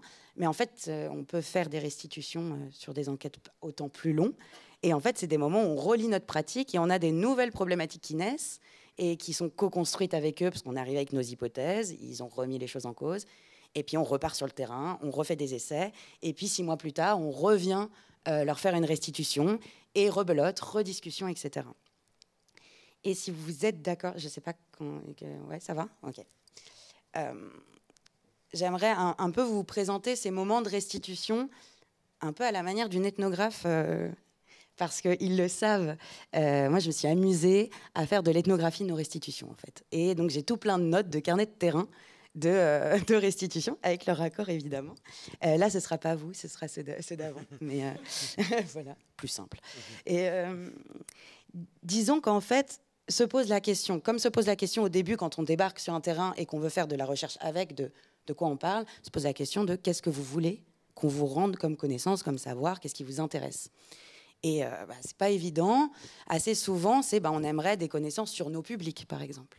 Très très difficile d'arriver à dire mais en fait c'est sur vous qu'on a travaillé, c'est pas tant sur les publics.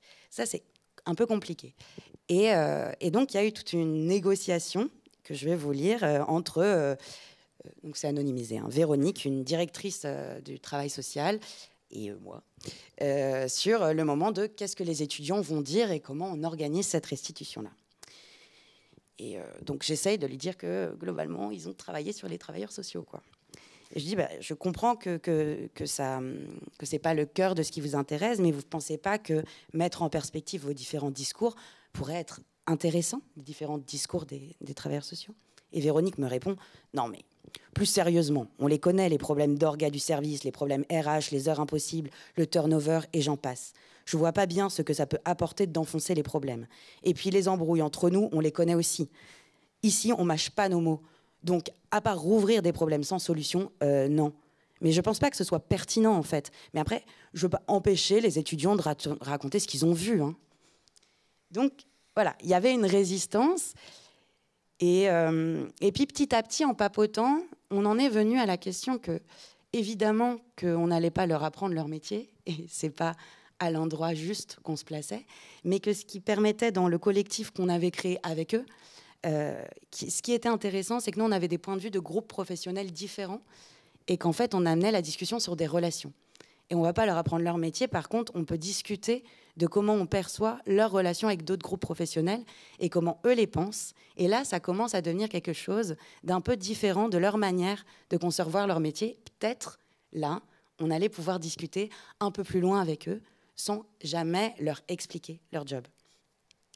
Et c'est vrai que ça a été validé, et en fait assez souvent validé dans les restitutions qu'on fait. Parce que lors de la restitution avec ces travailleurs sociaux, donc il faut imaginer que c'était dans 4 centres d'hébergement d'urgence différents dans la ville de Marseille et 4 à Paris. Donc il y avait 8 groupes de professionnels qui ne se connaissaient pas. Là, je vais vous lire aussi une petite séquence ethnographique, et je vous arrêterai là. Enfin, je m'arrêterai là, pardon. Donc il y a Xavier, qui est un travailleur social.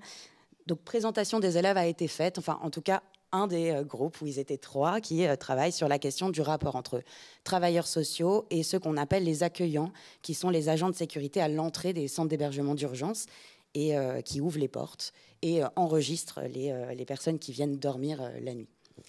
Et donc il y a eu une présentation du rôle, des tensions entre ces groupes professionnels, etc.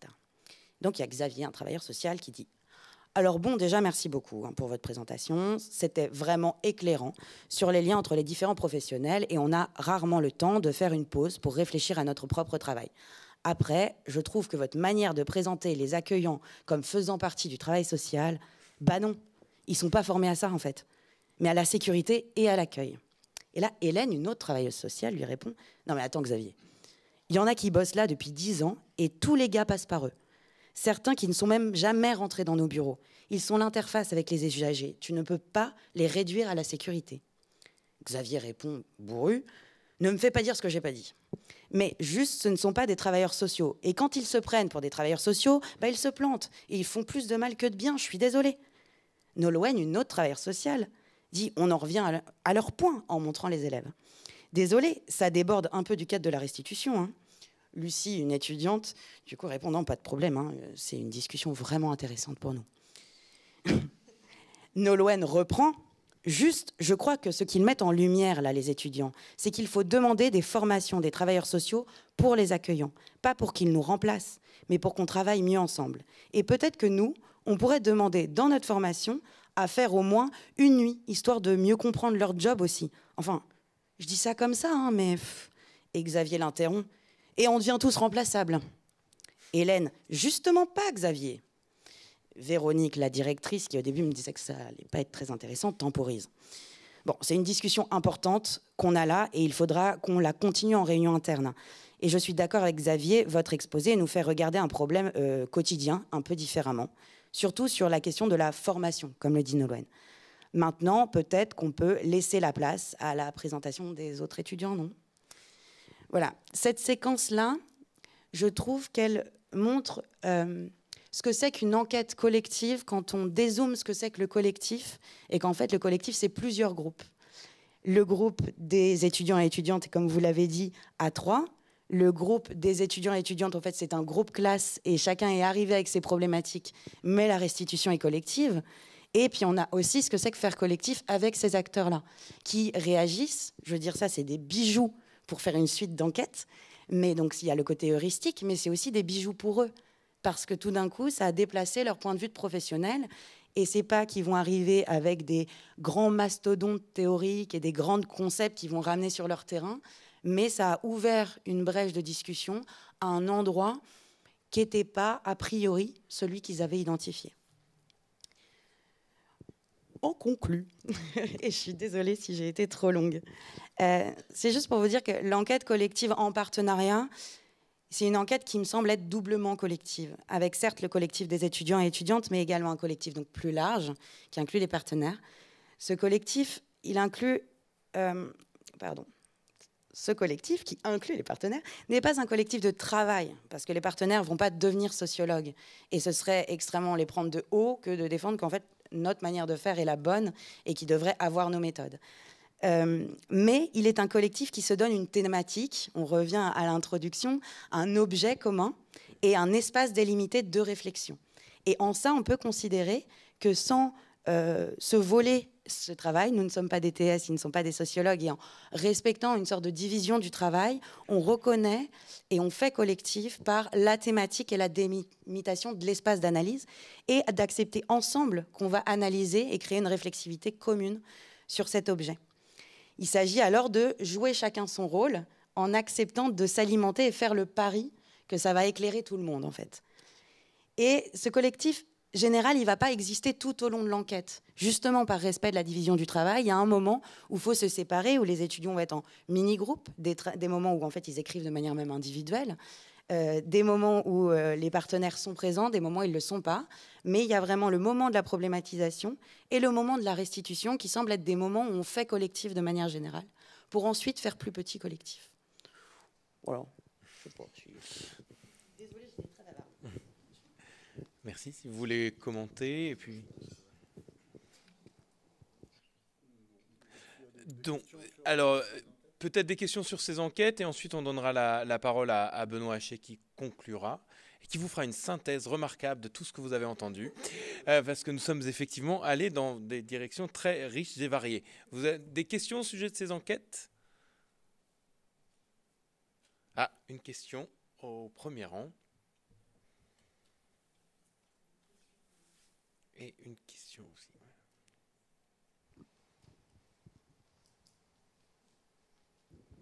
Merci. Moi, j'ai une question d'usager de la BNF. Avec une temporalité spécifique correspondant à l'usage de l'esplanade. Je voulais savoir comment vous avez mis à profit le fait que vous soyez plusieurs pour observer ce qui se passait la nuit. Et donc, c'est un peu une question internaliste par rapport au débat, je sais pas, sur les enquêtes collectives, mais ça m'intéresserait de savoir comment vous avez résolu ensemble cette question de l'activité nocturne sur l'esplanade. Du coup, en fait, on l'a résolu en l'excluant, tout simplement. Parce qu'on a un temps limité et que, du coup, on a travaillé principalement sur les groupes de danseurs, de danseuses. Et du coup, l'activité allait principalement la journée. C'était, on s'est arrêté sur les groupes de K-pop, plus exactement.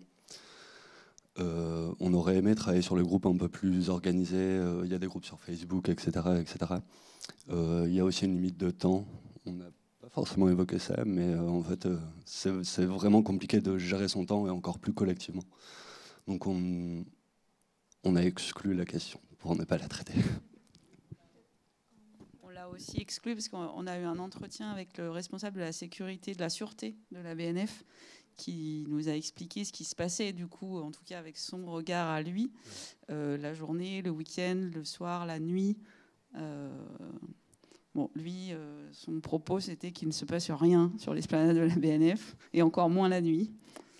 Il faut savoir que tout le site, en fait, il y a des vidéos, des caméras, il n'y a pas de...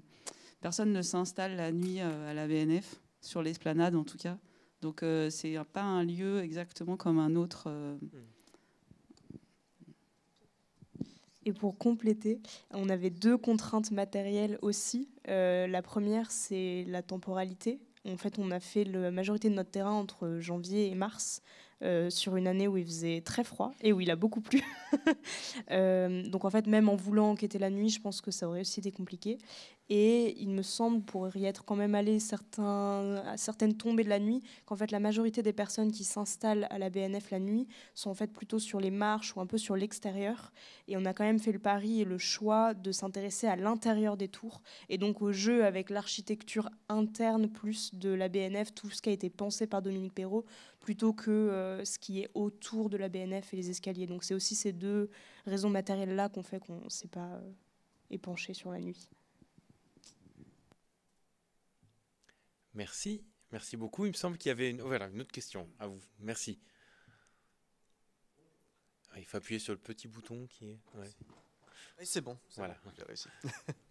Bonjour et merci pour toutes vos présentations. Moi, j'avais une petite question concernant justement l'enquête sur les travailleurs sociaux. Est-ce que vous avez fait une place particulière pour la personne qui était en charge du service? Ou est-ce que, déjà, est-ce que cette personne a été interrogée en général? Alors, ouais, en fait, à chaque centre d'hébergement, vraiment, c'était pendant une semaine, les étudiants et étudiantes en fait, étaient répartis. Chaque groupe était dans un centre et passait de l'ethnographie tous les jours, voire on fait des nuits dans ces centres. Donc, ils se sont baladés avec tous les professionnels. On mangeait avec les personnes qui sont logées. Et donc, elle a fait partie des personnes, à la fois, c'était la personne qui les a introduites sur le terrain, parce que la négociation se fait quand même, quand c'est ce genre d'espace, doit se faire avec l'accord de la direction de l'établissement. Donc, c'était à la fois la personne référente pour eux, et à la fois une des personnes à qui elle nous fait un entretien long, quoi. Donc, c'est pas quelqu'un qui arrivait ex nihilo, c'est vraiment la personne qui nous a ouvert les portes pour cet espace, ouais. Est-ce qu'il y avait eu une prise de parole du coup de cette personne-là? Est-ce qu'elle a donné une opinion concernant vos thématiques? Pour la construction de l'enquête? Tout à fait, oui. Alors, oui, au niveau du groupe de 3. C'est-à-dire que, en fait, nous, on a négocié avec le groupe SOS. Enfin, c'est un peu comment utiliser la hiérarchie sans faire rajouter de la hiérarchie. C'est qu'en fait, l'avantage du groupe SOS, c'est que c'est un espèce de truc tentaculaire avec plein d'assauts. Et donc, on pouvait avoir accès à plein de lieux différents. Et donc, on a vu avec des gens au niveau national, enfin qui gèrent le groupe SOS au niveau national, des questionnements, avec la consigne ensuite aux étudiants de renégocier ces questionnements à chaque niveau pour éviter que ce soit une enquête qui soit vécue comme une imposition par le haut. Donc ensuite, les groupes d'étudiants à 3 ont négocié avec la directrice de l'établissement, mais aussi avec le personnel et aussi avec les personnes avec qui elles mangeaient le soir, pour être sûr qu'à chaque fois, le questionnement ne soit pas violent. Et qu'après, il remonte. Et ce qui marchait aussi, que je n'ai pas pu dire, mais c'est que à la restitution, il y avait donc ces différents... il y avait les travailleurs sociaux, les directions d'établissement et le groupe SOS en haut, entre guillemets, enfin, la chefferie, quoi. Et en fait, ça a fait aussi remonter des questions. Et il y a eu d'autres moments que je ne pouvais pas expliciter, de débats aussi en interne entre les différents niveaux, qui ne s'étaient jamais posé les questions de la même manière, voire qui discutent assez peu, hormis par mail. Voilà. Merci beaucoup. Merci. Une autre question? Non. Benoît, je crois que c'est à toi. Alors, bien bonjour à tout le monde. Merci à toutes les interventions qui ont mis vraiment de la matière, puis à mon avis énormément de questions sur les enquêtes collectives. Moi, je choisis de traiter 2 points. Alors, Laurent m'a un peu devancé sur le caractère pédagogique, en fait. Ce qui m'intéressait, c'est savoir en quoi c'est un outil pédagogique, l'enquête collective, à l'EHESS et dans les différentes mentions. C'est un peu le premier point sur lequel je voudrais parler. Et le deuxième, c'est ce qu'on fait de ces enquêtes collectives. En essayant alors, on a eu pas mal d'exemples de reprendre et puis de partir un peu de mes expériences personnelles que je décrirai un peu au fur et à mesure. Alors, j'ai regardé, je n'ai pas été tellement plus loin que ça, mais les différentes maquettes de master pour savoir s'il y avait enquête collective écrite en toutes lettres dans les enquêtes. En histoire, rien. En territoire, espace, société, rien. J'entends enquête collective dans la... Oui, ben je savais que j'allais être contredit, mais... Oui. Ah ben voilà. Oui, c'est ça. Enfin, elle n'apparaît pas cette année, tout à fait, oui. On est d'accord. Mais qui était sans doute une enquête qui ne concernait pas l'ensemble, ça ne concerne pas l'ensemble des étudiants. Ça concernait un groupe qui choisissait de faire une enquête collective. C'est ça, l'enquête sur le territoire Condorcet. Oui. Oui, voilà. En anthropologie, j'ai l'impression que c'est pareil. L'enquête collective en tant que telle apparaît dans l'UE professionnalisation. Donc on se professionnalise par l'enquête ou en faisant un stage auprès d'une ONG. Donc c'est une profession au métier d'anthropologue. Mais ça veut dire que tout le monde ne prend pas l'enquête obligatoirement. Enfin, c'est surtout ça qui m'intéresse. L'enquête collective, celle qu'on a un peu décrite. En sociologie, on a la particularité de la rendre obligatoire pour tous les M1, tous les ans. Et qu'on a à chaque fois 5 enquêtes. Ça fait 5-6 ans que c'est comme ça. Pendant longtemps, Cyril Lemieux faisait des enquêtes tous les ans. Il emmenait les uns et les autres en Bretagne, travailler sur l'agriculture, enfin, en fonction, là aussi, des projets de recherche financés. Il amenait les étudiants inclus. Et puis, voilà, mais il y en avait quelques-uns qui suivaient et les autres non. Et l'efficacité de son travail, de ses retours, etc., fait qu'on s'est dit en sociologie, il faut mettre de l'enquête collective pour tout le monde. Donc tous les ans, je sais pas, au mois de mai, au mois de juin, on dit qui veut faire une enquête sur quoi. Alors, il y en a qui font 1 an, 2 ans, 3 ans, puis ça s'arrête. Et là, on en propose 6 cette année. Et on répartit les étudiants. Là, on est en train de le faire. C'est choix 1, choix 2, choix 3. Ils se jettent tous sur l'un, moins sur l'autre. On rabat avec le choix 2. Enfin, bon, on se débrouille. Mais on finit par équilibrer à peu près les groupes, là-dessus. Et l'enquête collective a pris tellement de poids dans la formation en sociologie, donc depuis quelques années, je le répète, comme outil pédagogique, qu'on lui donne plus de poids, ou de plus en plus, sera encore plus vrai dans la nouvelle maquette à venir, que le mémoire, en fait. En disant, mais en M1, faites l'enquête collective, c'est là que vous allez apprendre le métier. Le mémoire, arrêtez de penser que c'est l'œuvre de votre vie. Vous faites un truc exploratoire, vous développerez en M2, on apprend le métier. Pour apprendre le métier, allez sur le terrain avec des gens qui savent le faire, qui l'ont déjà fait, et puis on travaille ensemble et on apprend. Et là-dessus, c'est un outil effectivement efficace. Donc, je vais en donner les limites, évidemment après. Alors, l'intérêt, c'est l'imitation, enfin on va dire initiation, imitation par les enseignants, qu'ils soient avancés, que ce soit des ATER, des DCE, enfin souvent c'est des regroupements d'ailleurs de cette façon-là. Donc initiation, imitation, mais in vivo et pas des théories, enfin des théories de la théorie ou théories de la méthode, en faisant des grands discours sur comment on fait des entretiens. Non, on va les faire, on regarde, on discute, comment on en sort, qu'est-ce qu'on fait comme observation. J'ai fait une enquête l'an dernier, je vais en reparler, au collège Makeba, juste à 200 mètres d'ici, avec Kamel Boukir l'an dernier pour faire de l'observation. Et alors le premier travail qu'on a, analyse ethnographique que fait Kamel Boukir, tout en étant en sociologie, et enquête sur laquelle j'ai participé.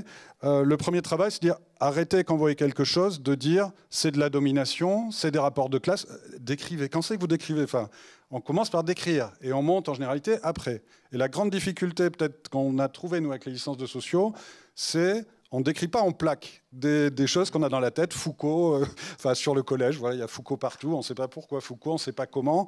Mais ça fait sérieux, ça fait sociologue. Non, on déconstruit ça, on décrit. Qu'est-ce que c'est de décrire? Et puis après, on finit par faire 180... un carnet de terrain commun qui fait 180 pages, qui au début sont des concepts sociologiques, de plus en plus de la vraie description, et ensuite on remonte à partir de là pour faire des analyses, pour trouver des angles, et on utilise le travail d'observation des autres, par exemple. Pour dire oui, qu'in vivo c'est efficace et qu'on discute à chaque fois de tout, des retours. Alors c'est pas comme les terrains de 8 jours quelque part où tous les soirs on se réunit pour manger, c'est entrecoupé tout le temps, mais on se revoit régulièrement là-dessus. L'intérêt c'est la co-construction des protocoles. Et on n'impose pas, avec Kamel ou quand j'ai fait tout seul, je vous parlais après de mes ethnographies des piscines publiques à Paris, on n'impose pas, mais on essaye de voir comment on construit et la question et le protocole et comment on s'organise collectivement pour essayer d'avoir des données le plus possible comparable, ce qui n'est pas toujours facile, parce qu'il y a non seulement construire le protocole, il y a la capacité à l'appliquer, il y a la compréhension de ce qu'on avait compris mais en fait, je croyais, mais on ne comptait pas dans la ligne, mais on comptait, enfin bon, donc voilà. Donc on revient, on refait, et puis on a des données qui tiennent de plus ou moins la route, ce qui n'est pas forcément très grave. Le but, c'est d'apprendre, et même en se trompant ou en passant à côté, je pense que c'est un apprentissage pour le travail ensuite, sur un travail personnel, bien évidemment. Vous l'avez souligné les uns les autres, c'est des fortes collaborations interpersonnelles et des interconnaissances dans une HESS qui, oui, où on est un peu solitaire, notamment en M1, sans doute en M2 aussi, en doctorat aussi. Bon, voilà. Non, mais c'est sans doute aussi le métier de la recherche qui est à la fois, on fait du collectif, on fait des colloques, on fait etc. Puis on travaille beaucoup tout seul, d'une façon ou d'une autre.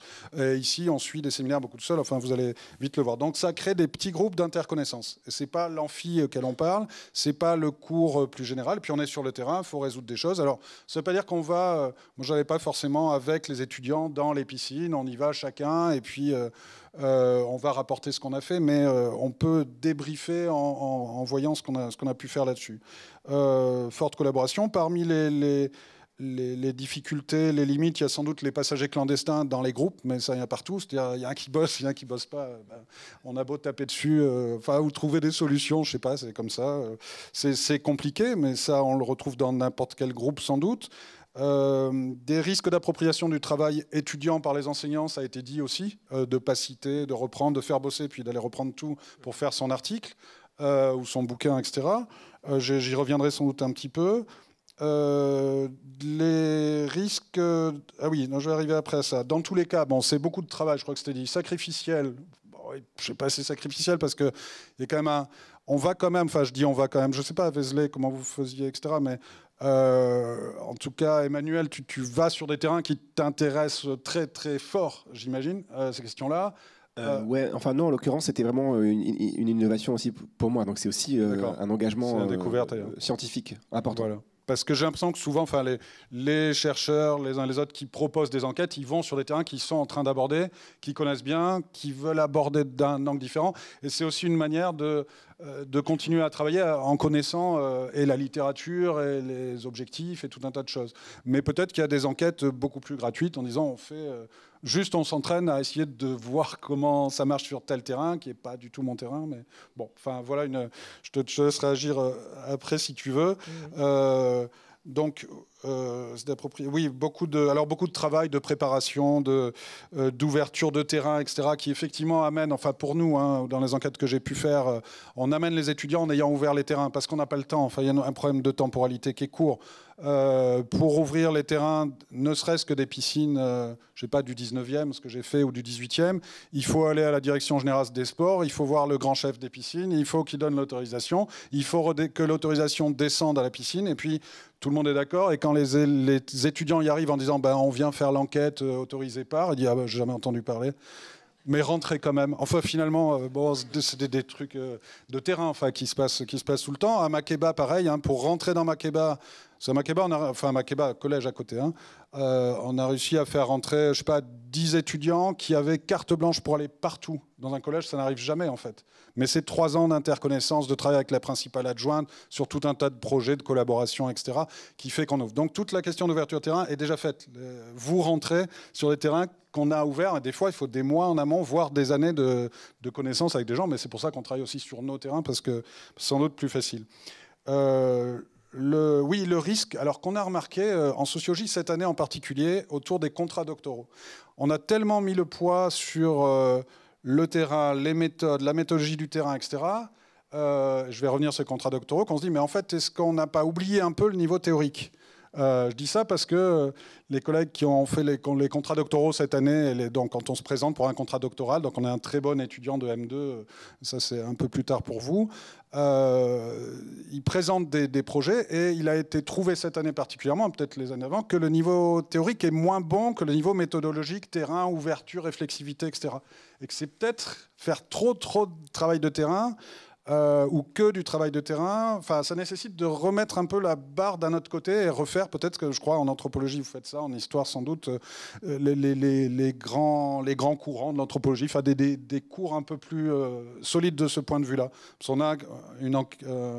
qu'on a un tronc commun en M1 qui est qu'est-ce qu'une enquête sociologique, où on fait comment je travaille mon terrain, comment je rentre, qu'est-ce que j'en pense, où je vais et quand ça ne marche pas, etc.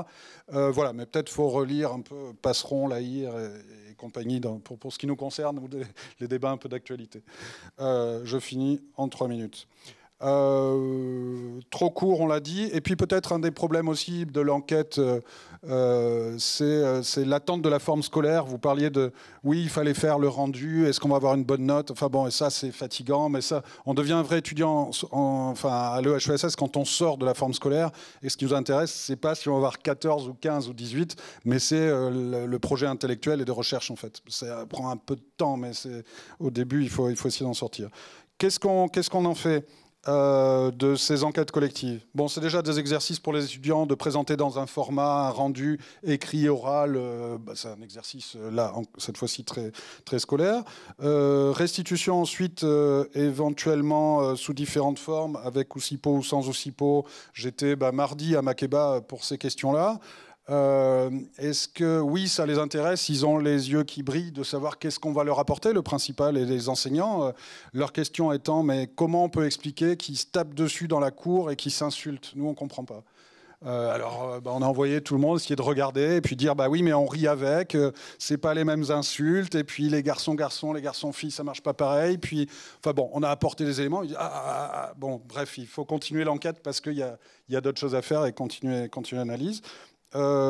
Quasiment les dernières choses. Si, une restitution intéressante à la direction de la jeunesse des sports à Paris avec le chef des piscines pour aller vite, qui me disait, mais la piscine des Halles, où j'ai fait une enquête aussi par entretien en envoyant des étudiants à 6h30 du matin distribuer des questionnaires, donc ils n'avaient pas trop aimé, mais on a récupéré plein de choses. Qui disaient, mais la piscine des Halles, c'est la première piscine de banlieue, elle est au milieu de tout, il n'y a que des gens de banlieue qui vont. Bon, on a montré tout à fait le contraire, c'est des Parisiens, plus ils sont proches, plus ils vont, plus on s'éloigne, moins il y a de gens. Enfin bon, c'est très facile, mais c'était intéressant de dire, ah non, pas du tout, voilà, on apprend quelque chose à la mairie de Paris sur le fonctionnement des piscines. Qu'est-ce qu'on en fait ensuite, donc, à les restitutions? Un livre, j'y reviens pas, tu en as parlé. Et moi, sur une des enquêtes sur les piscines, j'ai fait un article avec 2 étudiants qui a été publié dans Sciences sociales et sport, qui s'appelle Nager à Paris, l'ordre des bassins dans les piscines du 19e, ou quelque chose comme ça, ou de nord-est de la capitale. Alors là, c'est intéressant parce que c'était des masterants. Le temps, alors je dis qui veut vient et puis on y va, en espérant qu'il ne soit pas 12 parce qu'après on ne peut pas travailler et ça tombait très très bien, il n'y en avait que 2 qui ont voulu. Faut les amener pendant 2 ans, faut pas les perdre en cours de route parce qu'après ils partent faire autre chose, ils sont plus là. Le temps qu'on propose l'article et les révisions qui viennent. Et puis les expériences de coécriture avec des étudiants ou quand un étudiant dit ah non, cette formule, ça va pas du tout sur ce que j'écris moi. C'est un peu...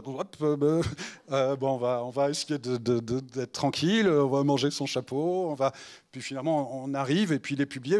Et là aussi, c'est un apprentissage, alors qui ne concerne pas tout le monde, mais d'arriver à en faire un article, c'est un apprentissage du circuit de l'édition dans des revues scientifiques où on essaye d'aller jusqu'au bout. Et là ça s'est bien passé.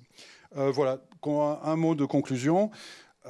Puisque je suis parti sur l'outil pédagogique, je crois que c'est vraiment un très bel outil pédagogique qui est certes très engageant pour tout le monde, pour les étudiants aussi, c'est pour ça qu'on lui donne du poids aussi. Chronophage, c'est à peu près sûr, mais qui travaille une intelligence collective qui nous sort un peu de nos manières de fonctionner habituelles, j'entends du côté des enseignants.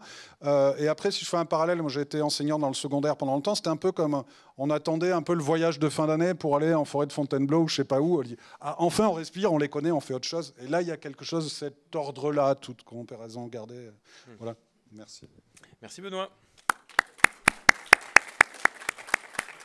Il me semble qu'Emmanuel, tu voulais ajouter quelque chose ? Oui, je veux bien juste ajouter un truc.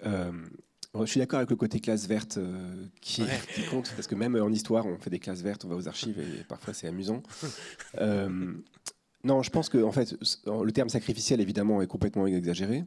Mais en fait, ce qui rend la chose effectivement coûteuse pour les enseignants, en l'occurrence, c'est effectivement l'attendu de publication.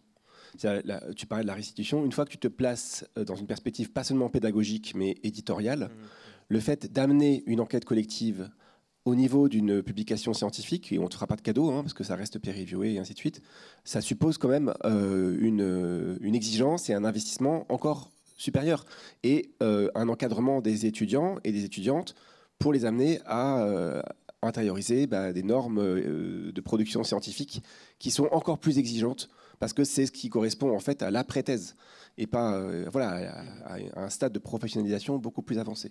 Ça ne veut pas dire qu'on n'a pas bénéficié d'un capital de sympathie des éditions de l'HESS pour publier une enquête collective faite à l'HESS, c'est une évidence. Merci. D'autres commentaires ?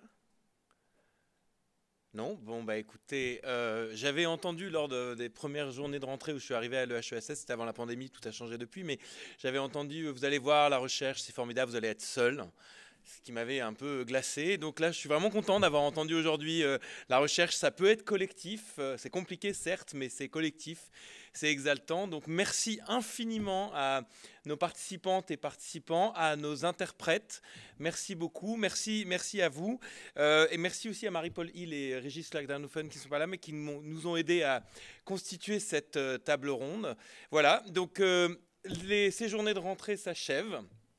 Et de manière plus large, j'aimerais, au nom de la mission Vie étudiante, j'aimerais donc remercier, c'est le générique de la fin, donc ça va être un peu long, mais je vais faire court, je vais essayer d'aller à l'essentiel. Donc le bureau et ses membres, le campus Condorcet, bien sûr, nos partenaires, la ville d'Aubervilliers, nos centres de recherche, parce que je crois que c'est un moment qui a beaucoup plu à nos masterants de rencontrer nos centres de recherche cette année.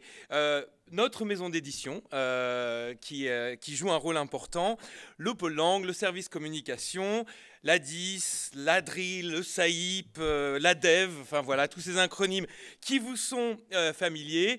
Nos étudiants relais, merci pour votre travail formidable. Et là, c'est à titre personnel, j'en profite, j'ai le micro, je le garde. Elles sont quasi anonymées, mais il y a vraiment un groupe que je voudrais remercier. Donc c'est Céline, LK, vous reconnaîtrez. Feriel, France, Juliette et Sandrine. Voilà, merci à vous, merci à toutes et bonne année.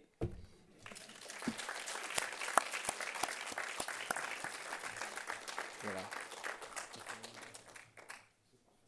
Merci.